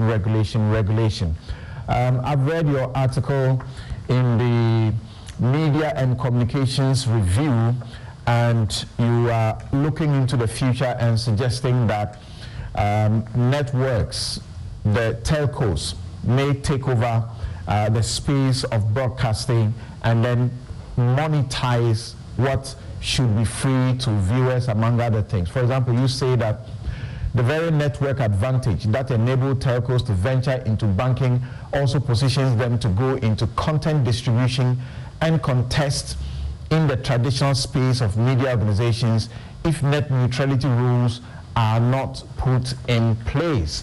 You say that when telcos become new powerful content distributors than traditional media, they will have the liberty of deploying algorithms as the new news gatekeepers and not journalists. That's a danger.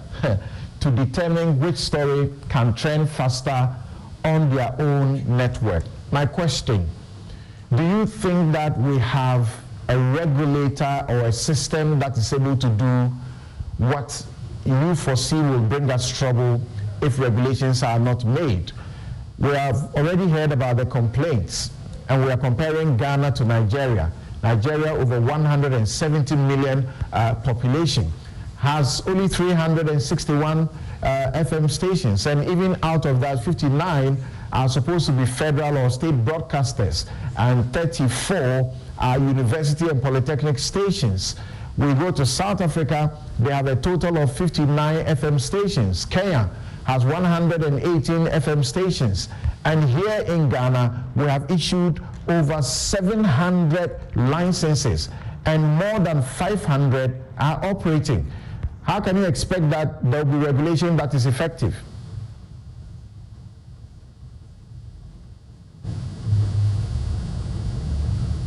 Prof, please unmute your mic.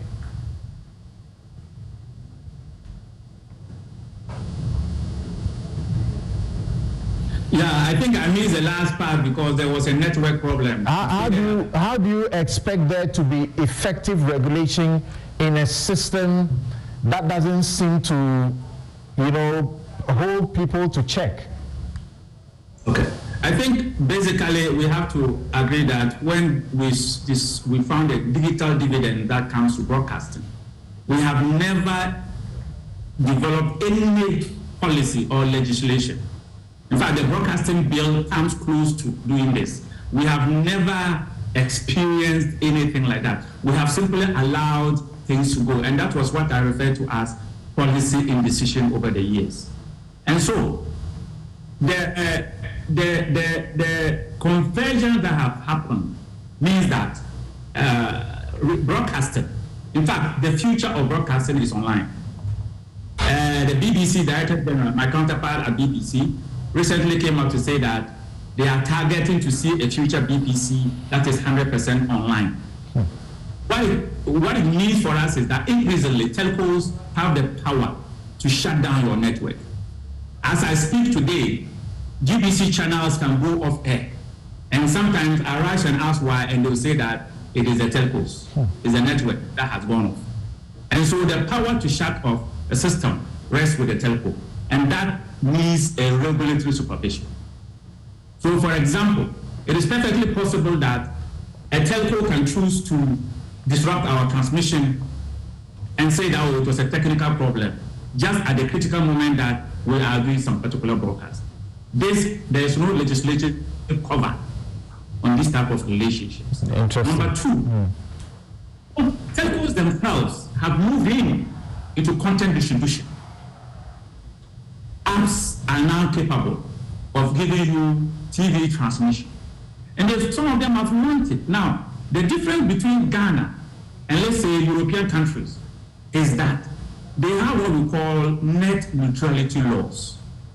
Net neutrality is simply saying that if your business is to run the network, you are forbidden from doing certain things unless there are transparent processes such that you cannot take undue advantage. So to make it simpler, let's look at the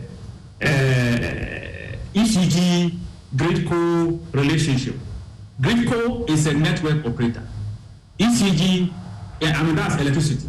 ECG is a retailer of electricity. Gridco controls the entire network of the country.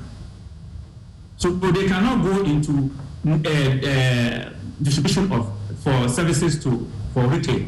In broadcasting, when you control the network, you should be forbidden from going into content distribution because you have the ability to also develop your content distribution. All right. Thank you very much. Thank you very much, Prof. Yes, Doc, what do you have to say? I am just wondering, on the back of what Prof said, how BBC is going in the future, digital. I'm wondering how the Ghana Broadcasting Corporation is also taking advantage of what the digital offers us. And I know that these days I see some live streaming go on social media and all of that, but as a systemic, and a systematic step to taking advantage of the digital, I'm interested in what Prof would say on that. Okay, so let's bring in our next guest. And Prof, we may come back to you because Dr. Tejora Dame Ajintete has some questions for you, how you can leverage on the power of the internet. Yes. All right, so our next speaker is Esther Ama, and I give you a profile of Esther. So Esther A. Ama is a former international award-winning journalist, a media lecturer, and an author and playwright. She is the CEO of the Ama Institute of Emotional Justice, an international institute creating racial healing resources. It is based in Accra and works across Ghana, New York, and London. She's the author of Emotional Justice, a roadmap for racial healing, a number one new release on Amazon in the category General Sociology of Race Relations for 6 straight weeks. As a journalist, she has worked in London, New York, Chicago, Washington, D.C., Ghana, Nigeria, Kenya, and South Africa. Esther is a columnist for Business and Financial Times and hosted the show The Spin that aired in Ghana, Nigeria, London, and the US. Esther, it is your turn. Thank you so much. So good morning. I would like to present this in 2 specific parts. The first part is called The Market and the Model. The second part will be called The Reality of Narrative, the Illusion of Information. So let's start with part 1, the market and the model. We've heard different presentations and looking specifically at how the model of our media in Ghana is one that gains its profit from ad revenue. That model has not changed despite the market fundamentally transforming.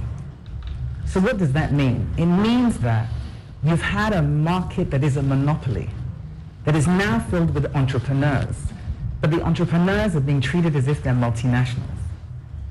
That recipe is a recipe for the kind of disaster that damages quality and it makes profitability almost impossible.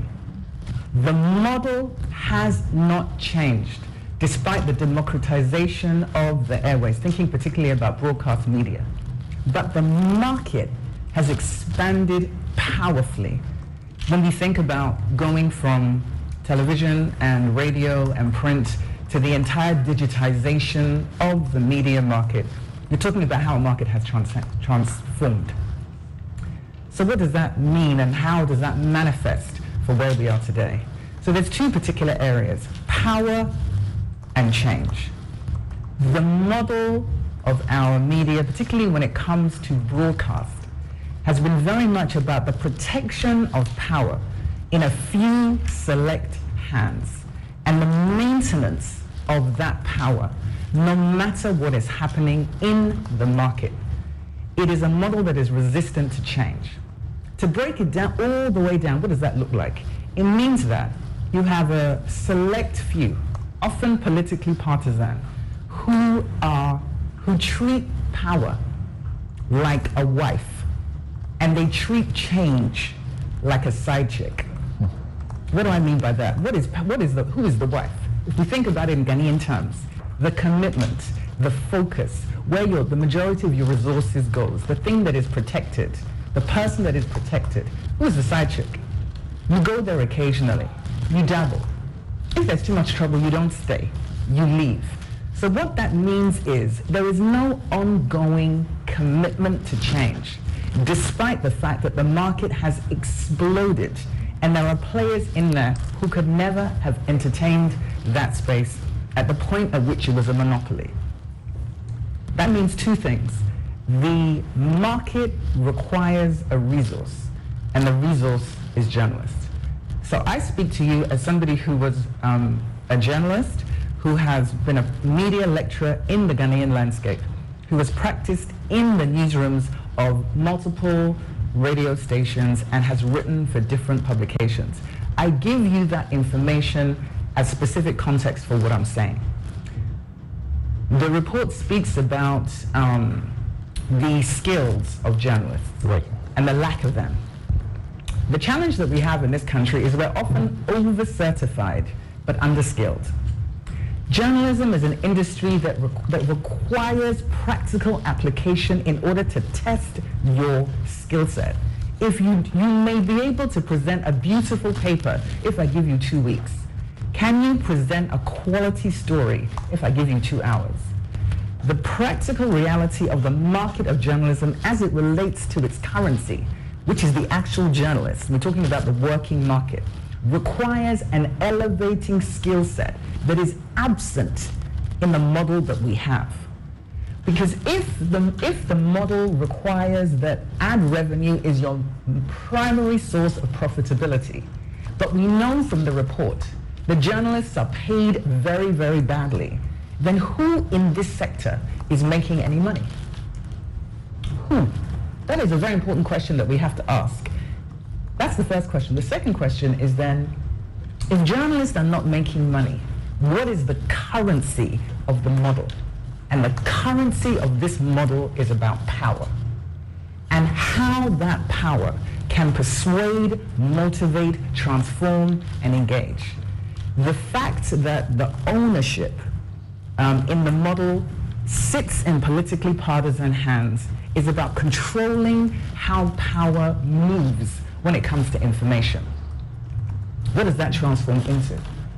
So you have unskilled labor in an industry that requires skills to perform at the highest level.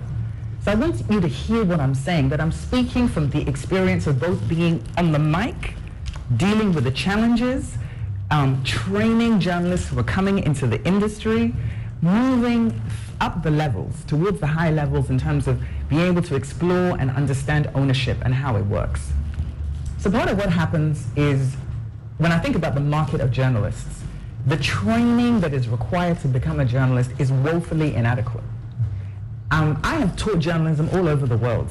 I am a practitioner, but I do not have a doctoral degree. I do not have a PhD. I do not have a master's. That is not my experience. I have worked in multiple markets and I have experience at the highest level. The first time I was ever challenged to teach was in Ghana. The very first time. Over-certified, but under-skilled. They required my certification, but they were not willing to acknowledge my skill set. That's one part. What does it mean if your industry is a respecter of certification and a negator of your skills? It creates this environment where people pursue the certification, but they're not paying attention to what the skills looks like. That's the first. The second thing, how does power manifest within this space? When the power is being controlled in order to maintain influence, how does that show up within the industry? Well, we've already said and heard, and the report has revealed that journalists are woefully underpaid. So that means those who choose to stay are demonstrating a commitment to a profession that is not reciprocating that commitment. That is unprofessional, It is unacceptable, it is unsustainable, and we should be outraged at a media that expects so much of those who contribute to it, but gives them so little to even sustain themselves. Then it has the nerve to talk about, well, then you're open to be influenced by players who are not dealing in integrity, but want to buy your influence on the mic. You have set up a model that's designed to penalize the very people you refuse to adequately compensate to do the job that they're being paid to do. That's the first part. The second part is the idea of treating power as the wife and change as the side chick sets up a model. Our previous speaker spoke about the poverty in adequate regulation and how the absence of adequate regulation is showing up in the future of the industry. When I went through the report, one of the things that stood out to me is 112 pages long. As somebody who is a former media lecturer, my first thought is I would want to disseminate that report to every single communication student in this country. And I would require you to do assignments based on the key themes. Why? Because students do not understand the landscape of the media. They have no idea about the business model of the media. And we are in a moment where what is defined as power has to do with the numbers that you can manufacture without a necessarily verifiable source. And that is the reality that we're in. If you treat change like the side chick and you invest in power like the wife, you create the environment in which we're consistently navigating and resisting. And I say now that I speak as a former journalist because I now lead an organization that is specifically about healing and creating healing resources, but using journalistic tools. Why does that matter? Power and change. We have emerged from a global pandemic, and the global pandemic of COVID-19 devastated global economies. And yet, we are speaking about the media as if it too was not devastated by the reality of the pandemic, and therefore is ripe for the kind of change we might not otherwise have considered. But at this moment, it absolutely is possible on the basis of the disaster from which we have barely escaped with our lives, and honoring the loss of life, the loss of security, the isolation, all the different economic devastation. So you have the economy of health of the nation, but the economy of the health of the media. Those are two crucial areas that intersect. But you also have the emotional economy of the journalists who are required to show up and contribute to creating content for people's consumption. As long as the model that we have maintains a reality that seeks to protect the power of the few, we will have cyclical arguments about who regulates what and the power or the absence of power of those regulatory bodies. Are we willing to reckon with the nature of how power is both protected for the privileged in order to shape the perspective of the electorate, to shape the perspective of the public? Are we willing to wrestle with the fact that there are people who profit from the protection of that power, and so they're incentivized to keep the model exactly as it is? Are we willing to wrestle with the dynamic that we sustain by our inaction, even as we complain of the conditions under which we work if we're in the media, or the conditions that we engage when we either listen to the media, watch the TV, or read content? We know that in Ghana, the numbers reveal that we are listeners of radio. We really love our radio. And the radio is one of the most powerful tools of development that I would argue is underused. Last point on this power, on this market versus model. I want to talk about the market of safety. There is safety in unprotected power. The report talks specifically about the safety of journalists when they go out on the job. But I think that a crucial point was missed, and it highlights that males are at further risk of attacks than females. The issue of safety that must be included when we think about the status of Ghanaian media is the issue of sexual harassment. Sexual harassment is an issue of safety for women within the media that shapes their ability to do their job. It shapes their safety on the job. It shapes their ability to move through the profession. But it also shapes the ideas of power for those who perpetrate the sexual harassment. And so I want to acknowledge, yes, the status of the Ghanaian media acknowledges sexual harassment. But what I'm arguing for is it must come under the title of safety in the workplace. You cannot think about attacks on the bodies of journalists when they go out into the public to do their jobs and not reckon with the safety of journalists when they're in the space where they then have to create their stories. And too often sexual harassment is normalized, it is trivialized, and it is minimalized. And the result of that approach means that we do not consider it when we think about the idea of safety in the industry. And I would advocate that we must. Part one. Let's talk about part two. The reality of narrative versus the illusion of information. What do I mean by that? The report talks about what is media. It's about information. What is information? Very simple. Information is the presentation of facts in order to help you understand a specific situation. What is narrative? Narrative is about shaping your understanding of a particular thing in order that I can influence you. Very quick example. This is information. We are currently sitting in a studio. There are 3 of us sitting at the desk. 2 of us are women, 1 of us are men. 1 of us is a man. But there are 2 additional men in the studio who are standing behind the cameras. There is 1 camera in front of me, and then there are 2 monitors on my left. That is a set of facts that reveals to you what is in the studio. So to my presenter on the left, is that set of information accurate? To my presenter on the right, is that set of information accurate? So what did I just do? I presented you a set of facts, and then the facts were verified by 2 sources, both of whom were next to me, who could say, because they were here, no, there are not 5 people in here, there's only 2. That is information. What is narrative? Narrative is, can you imagine? I walked into this studio. There was a bucket in the corner. The ceiling was dripping. The hole was there. The man was carrying a mop as if the mop was a weapon. He came to beat this man on the right. And they want to try and tell you that this is a place where they do news. Joy, it's not true. What does that do? It shapes your understanding that this place is unserious, that it is dangerous, that it is unsafe, that you cannot trust what is coming out of it. We are in the era of narrative as information. We are in the era where opinion is treated as research.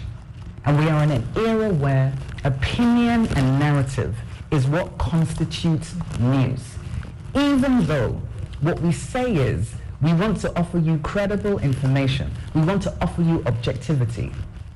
Those are things that in the evolution of the market has completely transformed. Digitization means 24-hour cable media means that in order to create content, the kinds of foundations that have been traditional to the practice of journalism have been abandoned. What do I mean? I'm an old school journalist. What that means is I am a researcher first and foremost. Research, good research, is the fundamental backbone of quality journalism. Without research, you have nowhere to go. But the other part of journalism is challenge. And by that I mean you're asking questions. If my professor here on the left says to me, she gives me a version of information, and I say, but wait, gentleman on the right said ABCD. Madam, what is your response to what he said? I'm challenging your version of events. That's a crucial part of what constitutes good journalism. And yet, the nature of the market and the model means that political partisanship wants to protect the power of that person and not have their version of events challenged. What does that mean? It means that I am never presenting you with information that helps you simply understand a situation. It means that I am always offering you a narrative that is designed to influence how you think about a particular thing. And as long as that is the version of things that we are presenting, then it is a deficit model that we are passing off as an informational model. And in this day and age, that is unacceptable. It is also unprofessional and it is unjournalistic. Digitization has helped shape this era of the narrative. Why? Because 24-hour cable news means that people have access to information 24 hours a day. I have my phone in my bag, laptops at the desk. The ability to check and engage and inform is constant. And yet, this is the contradiction we must face. We have the access to far more information than we have ever had, and yet the quality of what we offer is in freefall. We are dealing with less and less and less verifiable information, but more and more ways to actually verify the information. Part of the challenge is Ghana is part of a global media landscape where this is the reality. The era of the narrative is not unique to Ghana, it's not unique to the continent. I've worked in the US, I've worked in the UK, I've worked in media in other African countries. It is a global reality, but we are in Ghana, and we're talking about Ghanaian media. So the question is, what is our response going to be to this era of narrative that passes as information? We actually could treat it as a powerful opportunity to transform our landscape and create something of extraordinary quality that is specific to Ghana and the continent. The challenge that we have in our media landscape is two things. One, we want to protect the power of the privileged few who own the broadcast airwaves and have connections to the regulatory bodies that keep us in free-fall cycles of inactivity, inaction, stalling, all masquerading as policy. Yes, we have the policies. The practice is manifest in our organizational culture. So what is the thing that we can do? Recognize that our competition is not and has never been CNN. That we compare ourselves to things that make no sense for the market that we have. We are a nation that is in development. So what does that mean we could create? Let me give you some examples. Why don't we have local beats? By that I mean, when I taught journalism, one of the schools I taught in was at Adabraka. We created a student radio station. If you went into the station, very, very basic tools. And the students would complain, I want this, I want that, I want the other. Why do you need all that? If you're in the village, can you use all those things? You cannot. So in Ghana, what I need to teach the students to use what they have, do what they can for the community that they are serving. So what does that mean? That our future is not trying to be some global, stratospheric, go-to-space kind of media. It is to look at the nation in which we live, 16 regions strong, and explore the power of community media and what the community needs in order that they are informed about what is happening in their specific area. And then that information enables them to make the kinds of decisions that transform their lives for the better. That is our work. That is our work. We're not doing it. And we could. What do I mean by beats? Just to come back to the school in Adabraka, I would make the students, some of them had a bad attitude to the workers outside from whom they would buy their small chops, their small things. And I would say to them, those workers are part of your community. So I want you to go out and interview them and find out who these people are. When they came back, the excitement on these students' faces, they said to me, Miss E, they call me Miss E, my student. Miss E, do you know there's a man on the corner, he sells newspapers. Do you know he sold newspapers for 4 different government regimes? He knows the entire history of a regime. You can stand and talk to him for 30 minutes. Do you know that man who's selling you the newspaper that you just walked past is a historian? Just he is what? Not certified. So you don't want to respect his skill. Meanwhile, he's now coming to educate you about an area that you are in. So now when you move through this area of Adabraka, you have an understanding that you did not have before. Local community radio, local community media is the future that we do not think that we need. And yet it would be pivotal to transforming our industry in a way that is powerful. Last point I want to make as I close. We are an industry and a nation in need of a national healing. We cannot emerge from the disaster that is COVID and expect to go on to a policy or a reality as normal, as if we haven't been devastated. We are also a nation that is dealing with a legacy of colonialism that shows up in our relationship to power that centers the privilege and rejects the idea that the people do better when they are better informed of what is happening. We are a nation in need of a national healing. I call that national healing emotional justice. And I call it emotional justice because it's the kind of national healing that says, when I better understand the nature of what is happening in my community, I want to know why it is not my local kube that the kube seller sells that is being poured in glasses in hotels in Accra.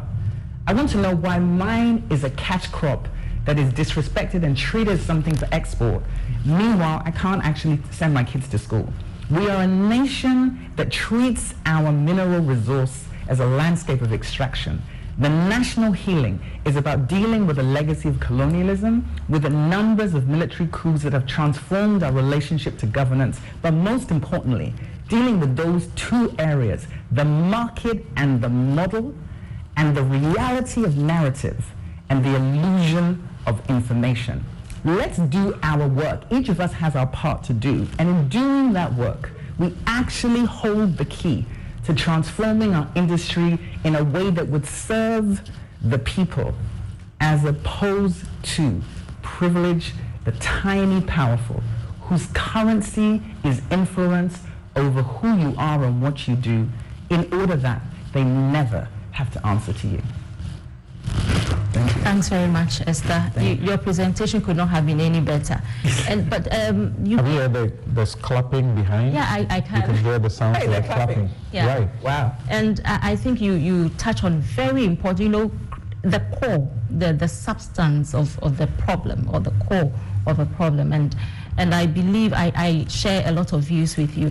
The question of being over-certified with limited skills and the rest, and you sadly backlashed educational institutions, I think is also a question of accreditation processes and the requirements for accreditation for at the tertiary level, which is that for anybody to teach in the university, you have to be a PhD holder. Right. And so it's taking out those, unless they come in as maybe guest lecturers for a day or two, but to bring industry, people with wealth of experience into the classroom is a bit difficult. But elsewhere, in fact, recently I was in Kenya and this discussion came up. Right. In Kenya, for instance, they have the professor of practice. So somebody with extensive, and they have a number of years of experience you should have, you can come to the classroom, you are put at the professorial position, right, and all of that. I think these are things we should also, as educational institutions, be considering, because we also need to look within ourselves. Yeah. I think that's a very important point. But I would also connect the point about accreditation to the same argument about power and change. When you limit who is able to be in the classroom, you're limiting the opportunity for students to learn a different type of way. So the example that I gave, that this report for me would be an assignment for every communication student in this country. Why? They do not understand that landscape. They don't know about the business model. They don't know the history of what created Ghana. But what I would also say is because it's produced in very much an academic style. Yes. So I would also say to students, I want you to turn 112 pages. I want to see 15 different assignments. I want radio reports. I want you to create a podcast, create a short news story, create a news story where you could explain to your grandmother in the village the entire content of this report in 3 minutes and 30 seconds. That's what I mean by, unless the very crucial content is able to be disseminated in ways that the people understand, it becomes something that is limited again to this very market model narrative, but not information. I must say we are also in our own small ways trying to transform you come to the Department of Communication Studies, you're doing quite well, trying to, and that is why we do a lot of research also, to understand what is happening in industry, so that we can teach our students all the right things that they need to know. And it's not a critique of, because I take your point, and I think that's a fair point to make. It's more a recognition that how will you change the market if you refuse to challenge the model? And that's what I mean by challenge is an important part of media. And challenge is hard in a culture that sees challenge as a mark of disrespect. And so you have a culture that says, particularly for women, submission is your reward. But you have an industry that requires that you challenge in order to make change. So I definitely remember being a teacher, dealing with that in the classroom with my students, and then them coming into the newsroom and facing backlash for doing that same kind of challenge. And yet, there's actually no way to grow unless you're able to do that. So I think, and then the beauty of the academy, because I'm a researcher at heart, the beauty of the academy is the focus on research. That you cannot come to present to the table and you didn't do your research. Right. Imagine. And yet, that's what I mean by, but now opinion is masquerading as research. Yes. And students want to literally present you with an opinion and challenge you about the fact that, okay, but what sources, where are your verifiable sources? So that brings into focus the media's role as a development agent. Yes. To also not project the stereotypes and, as it were, deal with the narrative as if that was the information, so to speak. Yes, but they have to be, people have to be equipped to do that. So That's what right. happens is people blame journalists for their failure to deliver important information. But as somebody who's trained journalists, they've failed at multiple levels by multiple players. Right. But the ultimate failure is really about protecting the power. When you don't pay anybody any money to do a job that requires this amount of skill, then you guarantee that you get entry-level people and you don't retain expertise. And particularly, again, when it comes to women, there's too many instances where the model doesn't sustain how women's lives change. So if they get married, if they have children, where instead of recognizing, you bring a whole nother set of wisdom to this thing called journalism, you're now treated as almost as a pariah. It becomes harder. Not that, of course, there are women who are wives and mothers in the industry of media, but there's a way we have not allowed the structure to support the reality when they are 50% of the population. So this is what I mean by our model continues to do something that is unworkable. One last point I want to make about ad revenue. We are in actually an opportune moment to transform our industry if we're willing to do the work. The power of this report is it gives us a foundation. All the information is in one place if we would simply move forward and do the work. The last one I would make is the challenge with committees and more committees is honestly, it's where good ideas go to die in Ghana. That is a reality. All right. Thank you so very much, Esther Ama. And we will take a quick break. We'll return to continue with the Joy Change Speakers Series 5. And your mind has just been blown. And I'll read some of the messages that have come in right after her presentation. Over-certified, but under-skilled. We need an elevated skill set, which is absent in the model practice in Ghana. Journalists are not making as they could.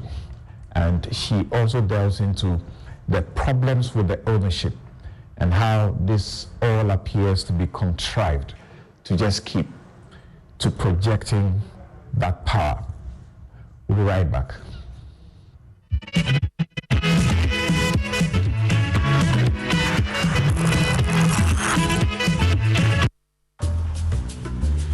Pascal's showing his boss the efficient new technology they've installed. She is pleased.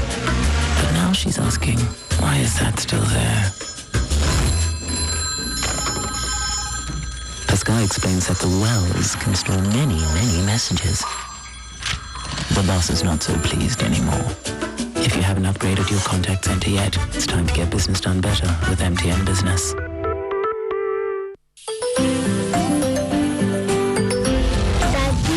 Daddy, this tank is Yes, that's true. It can store a lot of water. That's so true. Wow! It has a working tortoise on it. That's so true. I can see S-I-N-T-E-X. Syntax. That is so true, my daughter. But it falls and it will spoil. That's not true. But why? Yay! Syntex was the first to introduce double-layer tanks in Ghana. Syntex again was the first to introduce white inner layers in Ghana. Syntex gives you the biggest warranty, 7 years. No matter your water needs, Syntex is the answer. Syntex tank. Are you strong? Are you tough?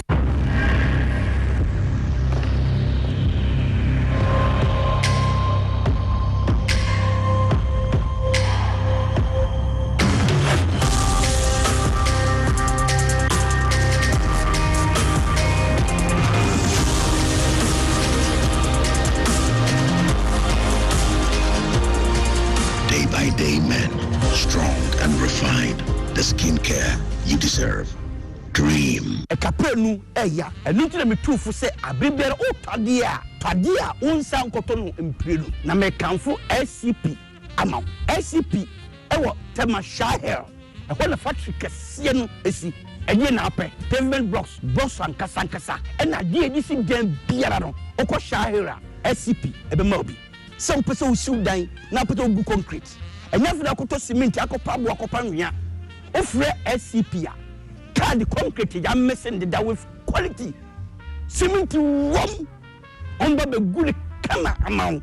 So what am I? A fiena, dodoa, a flower, bong, and in Patamu in Nara. Your office. I was Printers Road. Your Papaya restaurant in the Division. For SCP was 0501 672 608. And toll free number 0800 626 262. Hi, now let me share my wildlife experience with you at Safari Valley Eco Park. Welcome to Safari Valley Eco Park. Our electric shuttle pulled up and in no time our tour began. We were surrounded by wildlife from the moment we entered the Eco Park. We were greeted by experienced tour guides who took us through orientation and how to better enjoy the experience.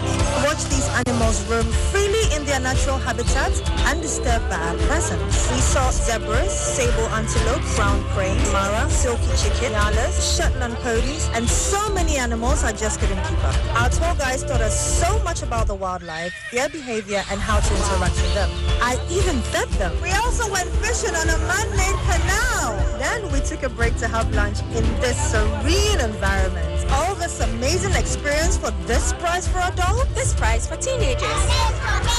It's a bargain. As the sun began to set, it was time to go back home, but not before dinner by the campfire. It has been a thrill of a lifetime, and I can't wait till my next visit. Safari Valley Eco Park, bringing you closer to nature. For decades, we have helped businesses connect with their trade partners all over the globe. From Ghana to Burkina Faso, Cote d'Ivoire, Benin, Togo, Senegal, China, Morocco, France, Netherlands, and many other countries. We have made it possible to bring Ghana to the world. We have brought small and medium businesses closer to their customers across the regions in Ghana with our SME support facilities. We have brought relief and smiles to the faces of families with our employee personal loans. With our cutting-edge technology and digital support, we take the burden of complex thinking off you, making life simple. That is who we are, as close as a partner. Bank of Africa. We are indeed the African bank with the global reach.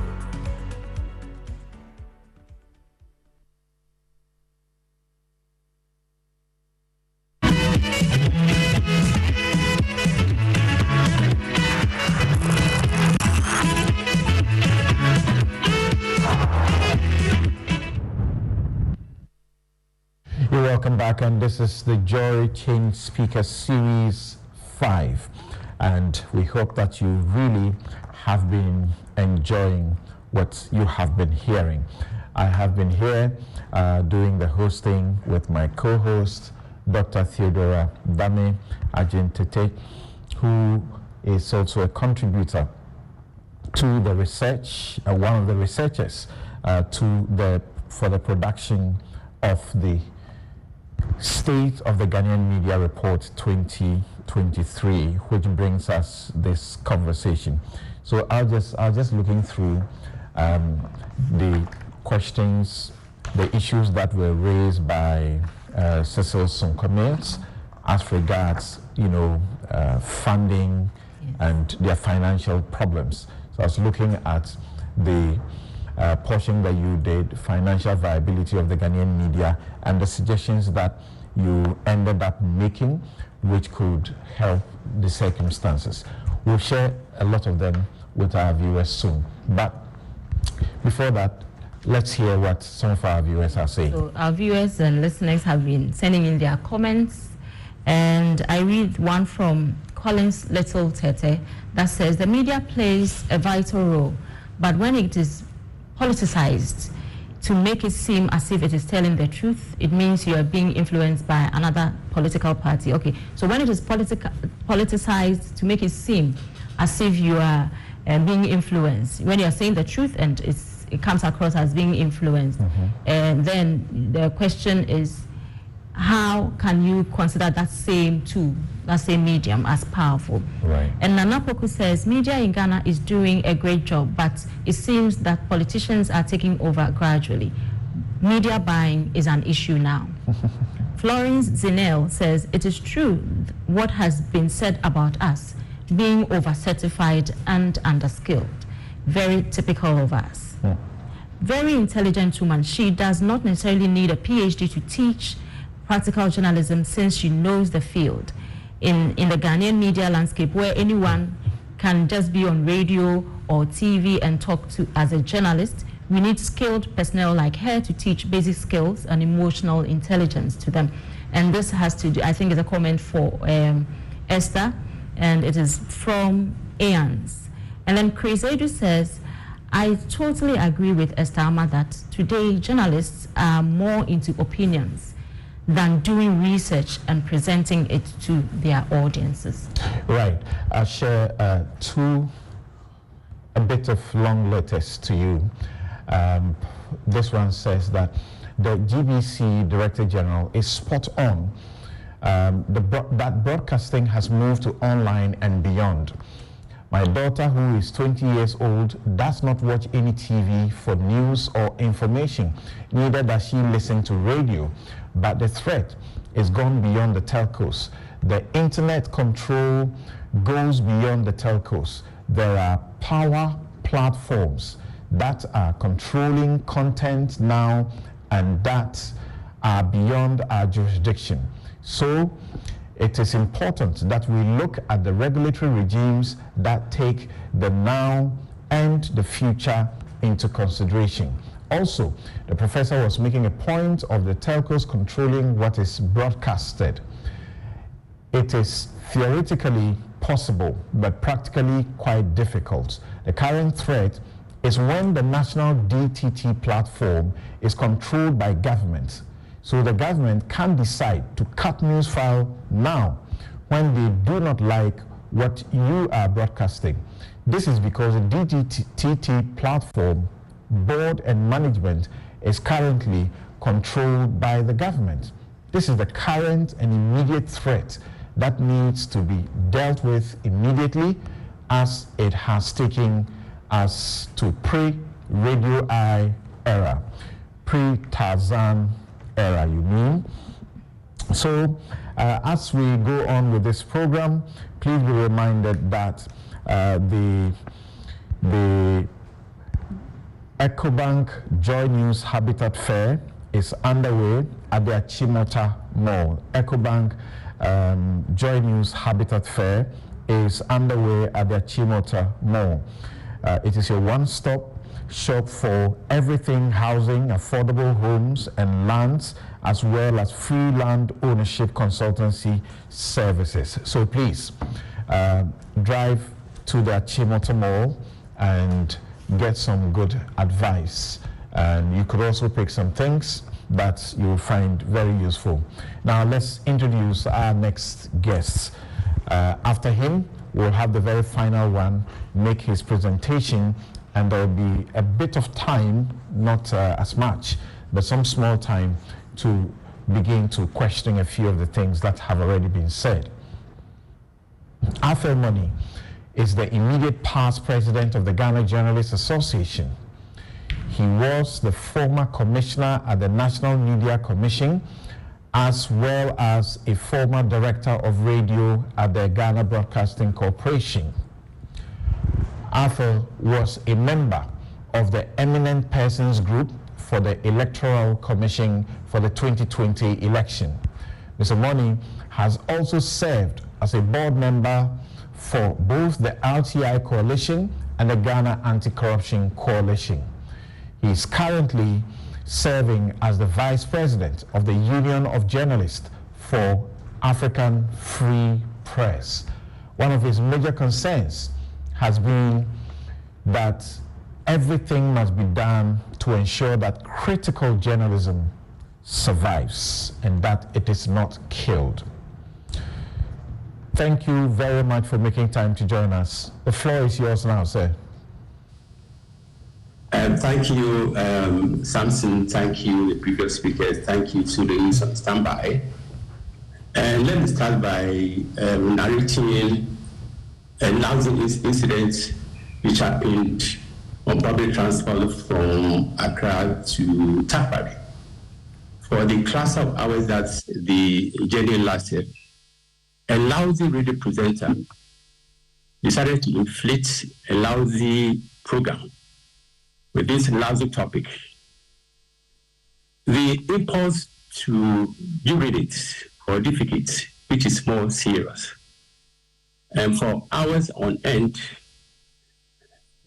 people called to the program to share their lousy experiences relative to the topic. In another nasty incident, this time at a barber shop, the radio presenter asked listeners to tell the difference between a restaurant and a shop bar. And the law of garbage in, garbage out then took its natural course. The answers which followed were as inconsequential as the topic.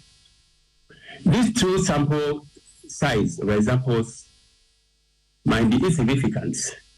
It might not define the entire media ecosystem, but they reinforce the fact that majority of listeners, especially those who are addicted to the local stations, see nothing objectionable about certain programs as far as the content resonates with their comical interests. So no wonder journalism has now been likened to concert journalism. Serious journalism has been likened to concert journalism to the extent that professional standards have fallen so low, and the profession can even be likened to a standardless one. With the permission of Dennis Goulet, let me define operationally define development while I proceed.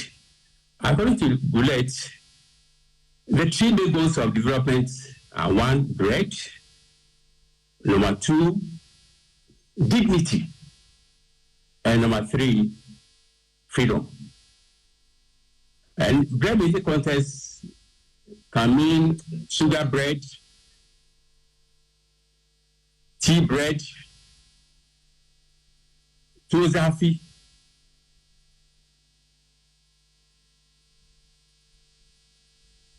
abolo, keki, fish, and other staples of national appeal. So as journalists, we have a responsibility to ensure that these staples, which are so popular, but yet so expensive,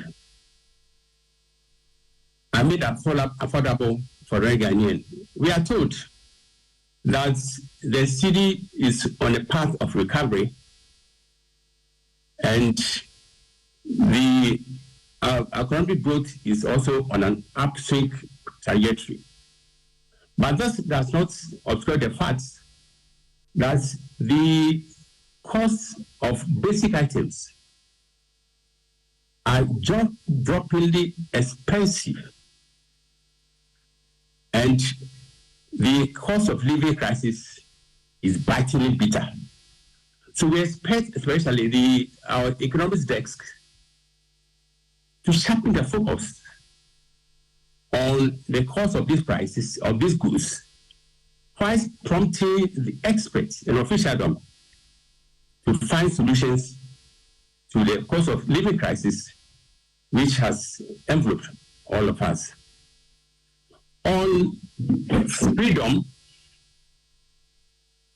we had the opportunity in 1992 to vote in a referendum to abandon the bullet course and embrace the ballot box as means of choosing our leaders. So if today Ghana is touted as a beacon of democratic accomplishment in Africa, the chunk of the credit should go to the media. We also applaud the heroic fortitude of certain journalists like Kweku Bakun, Kwesi Pras, Aaron Aka, and others who risked their lives in an area when the whole nation was enveloped in the culture of silence, when the media were kept on a tight leash, and when we were shackled by all kinds of obnoxious laws and hobbled by all kinds of constraints. So if today we have the latitude to criticize, have the latitude to hold duty bearers to the fire of accountability, again, the credit should go to the media. But Pericles reminds us that once free is not forever free. And this explains the attacks on the Ghanaian media. On the issue of dignity, dignity is derived from the Latin word dignus, which is ornament. So the most precious ornament of any person is his inherent worth and intrinsic value. It certainly violates the dignity of our children who are compared their circumstances to learn under trees. It violates the dignity of communities who religiously pay their taxes but chronically endure terrible woes. It also harms the dignity and health of Ghanaians who are forced to share sources of water with all sorts of animals. And the worst case scenario is water bodies polluted by people who have unquestionable thirst to make money at the expense of the health of our people. So we gone through the reports, and the various speakers have highlighted the issues which ought to be tackled. And I will look at training or practice. The report indicated that professionalism is in crisis, and this is true. But it's not enough to bemoan this situation. We need to take concrete steps to fix this issue. A number of centuries ago, the famous American publisher and editor, Joseph Pulitzer, ignited a huge furore when he said journalists are educated and not born. In those days, it was fashionable for journalists to train by osmosis or to learn on the job.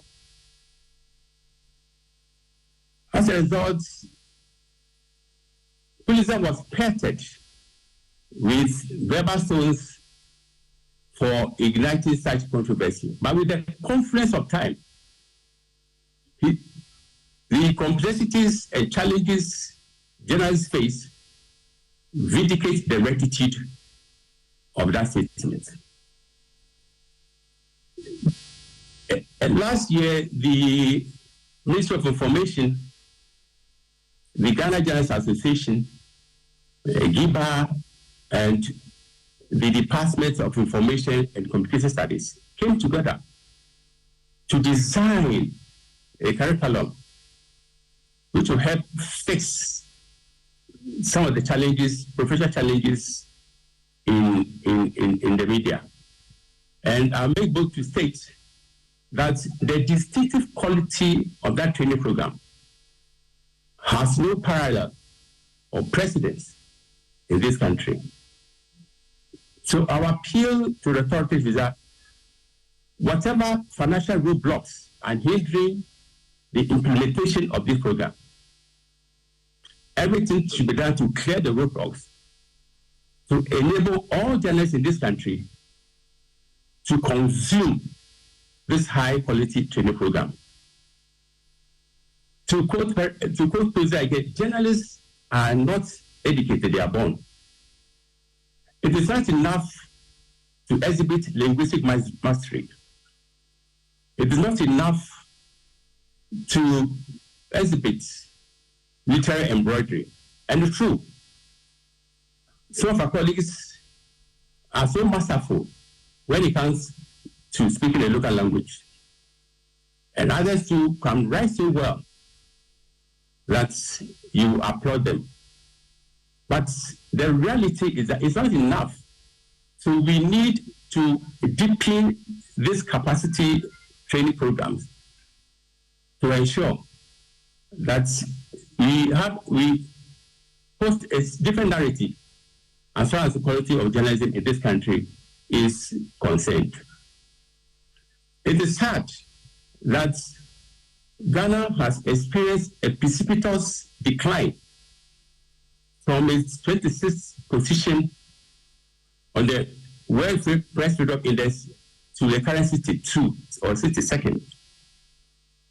And the causal factors are well known. Attacks by people and sometimes peace officers who are unrestrained by scruples to show journalists where power lies. So as long as we attack journalists without justification, we'll continue to drop on the World Press Freedom Index. That is a low-hanging fruit. The authorities and listeners should stop attacking journalists, and you will see a vertiginous rise on the World Press Freedom Index. On the issue of low remuneration, which impacts negatively on journalists, let me say that it is inconsistent with my character and incongruous with my principles to indulge in self-praise. But I had the privilege to lead the delegation to essentially the president, who was evidently disposed to listen to our appeal to support media houses which are still reeling under the devastating impact of COVID-19. And as Cecil indicated, many media houses are still yet to recover. And this COVID-19 attack precipitated a dwindling revenue stream and stringing expenditure cuts, not to talk about job losses in the media houses. Some of the speakers have underlined the need for media houses to think outside the box and to examine their funding models. So I believe this should be done in consonance with the present realities which surround our working environment. Journalism, once again, ought to be made attractive. In fact, we need to do everything possible to ensure that media houses do not die under financial duress. Otherwise, it will spell challenges of incalculable proportions on this nation, and also erode the fundamental underpinnings of our democracy. The democracy is a very soul of this nation. So if our democracy is punctured, if our democracy bleeds, then the whole nation will suffer the consequences.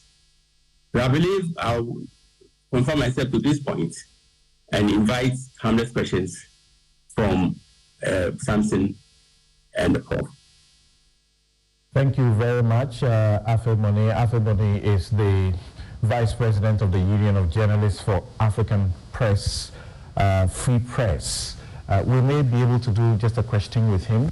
Interesting points that he raises there, and practical things that must be done if we can play our role as the agents of development purposefully, correct? Correct. And there's this concept that I've been looking at and even brought into my classes, the subject of sustainable journalism. And when Mr. Moni mentioned the issue, the types of, the kinds of engagements that go on various media platforms, and you begin to ask yourself, how can this bring about any development that we are looking beyond the mundane, right? Yes. So I think that, and that particular concept is very crucial in even ensuring that we are linking not just the economic issues, but we are linking the environmental issues to the implications on the economy, as well as our contributions to even the environment. So all our problems, I believe, will somehow be solved. Right. Time is not our very best good friend now, so we'll go straight to have our next guest. But of course, there are concerns, and we all must be listening. And you see, you don't have to be a journalist. You must hold the journalist to account. If you are listening to a media and the journalists are involved in insult and allowing all of that, you should be able to, as it were, call them to account. Otherwise, we will not progress. We are listening to prime-time shows where journalists are using very insulting and violent language, including telling chiefs to shut up. Where did we learn that from? What kind of journalism is that? Anyway, so let's have our next guest. So our next guest is Suleiman Abrahima. He's the Executive Director of the Media Foundation for West Africa. He is also the current Secretary General of ECOWAS Civil Society Platform on Transparency, Accountability in Governance. He's a member of the Executive Committee of the West Africa Civil Society Forum. He also serves as a member of the Steering Committee of the African Network of Free Expression Organizations and a 2019 Eisenhower Global Fellow. From 2011 to 2015, he served on the 13-member Governing Council of IFEX, the global network of free expression organizations based in Toronto. Suleimana has been a reviewer of the annual Global Press Freedom Ratings, as a Freedom of the Press Index by the US-based Freedom House Incorporated.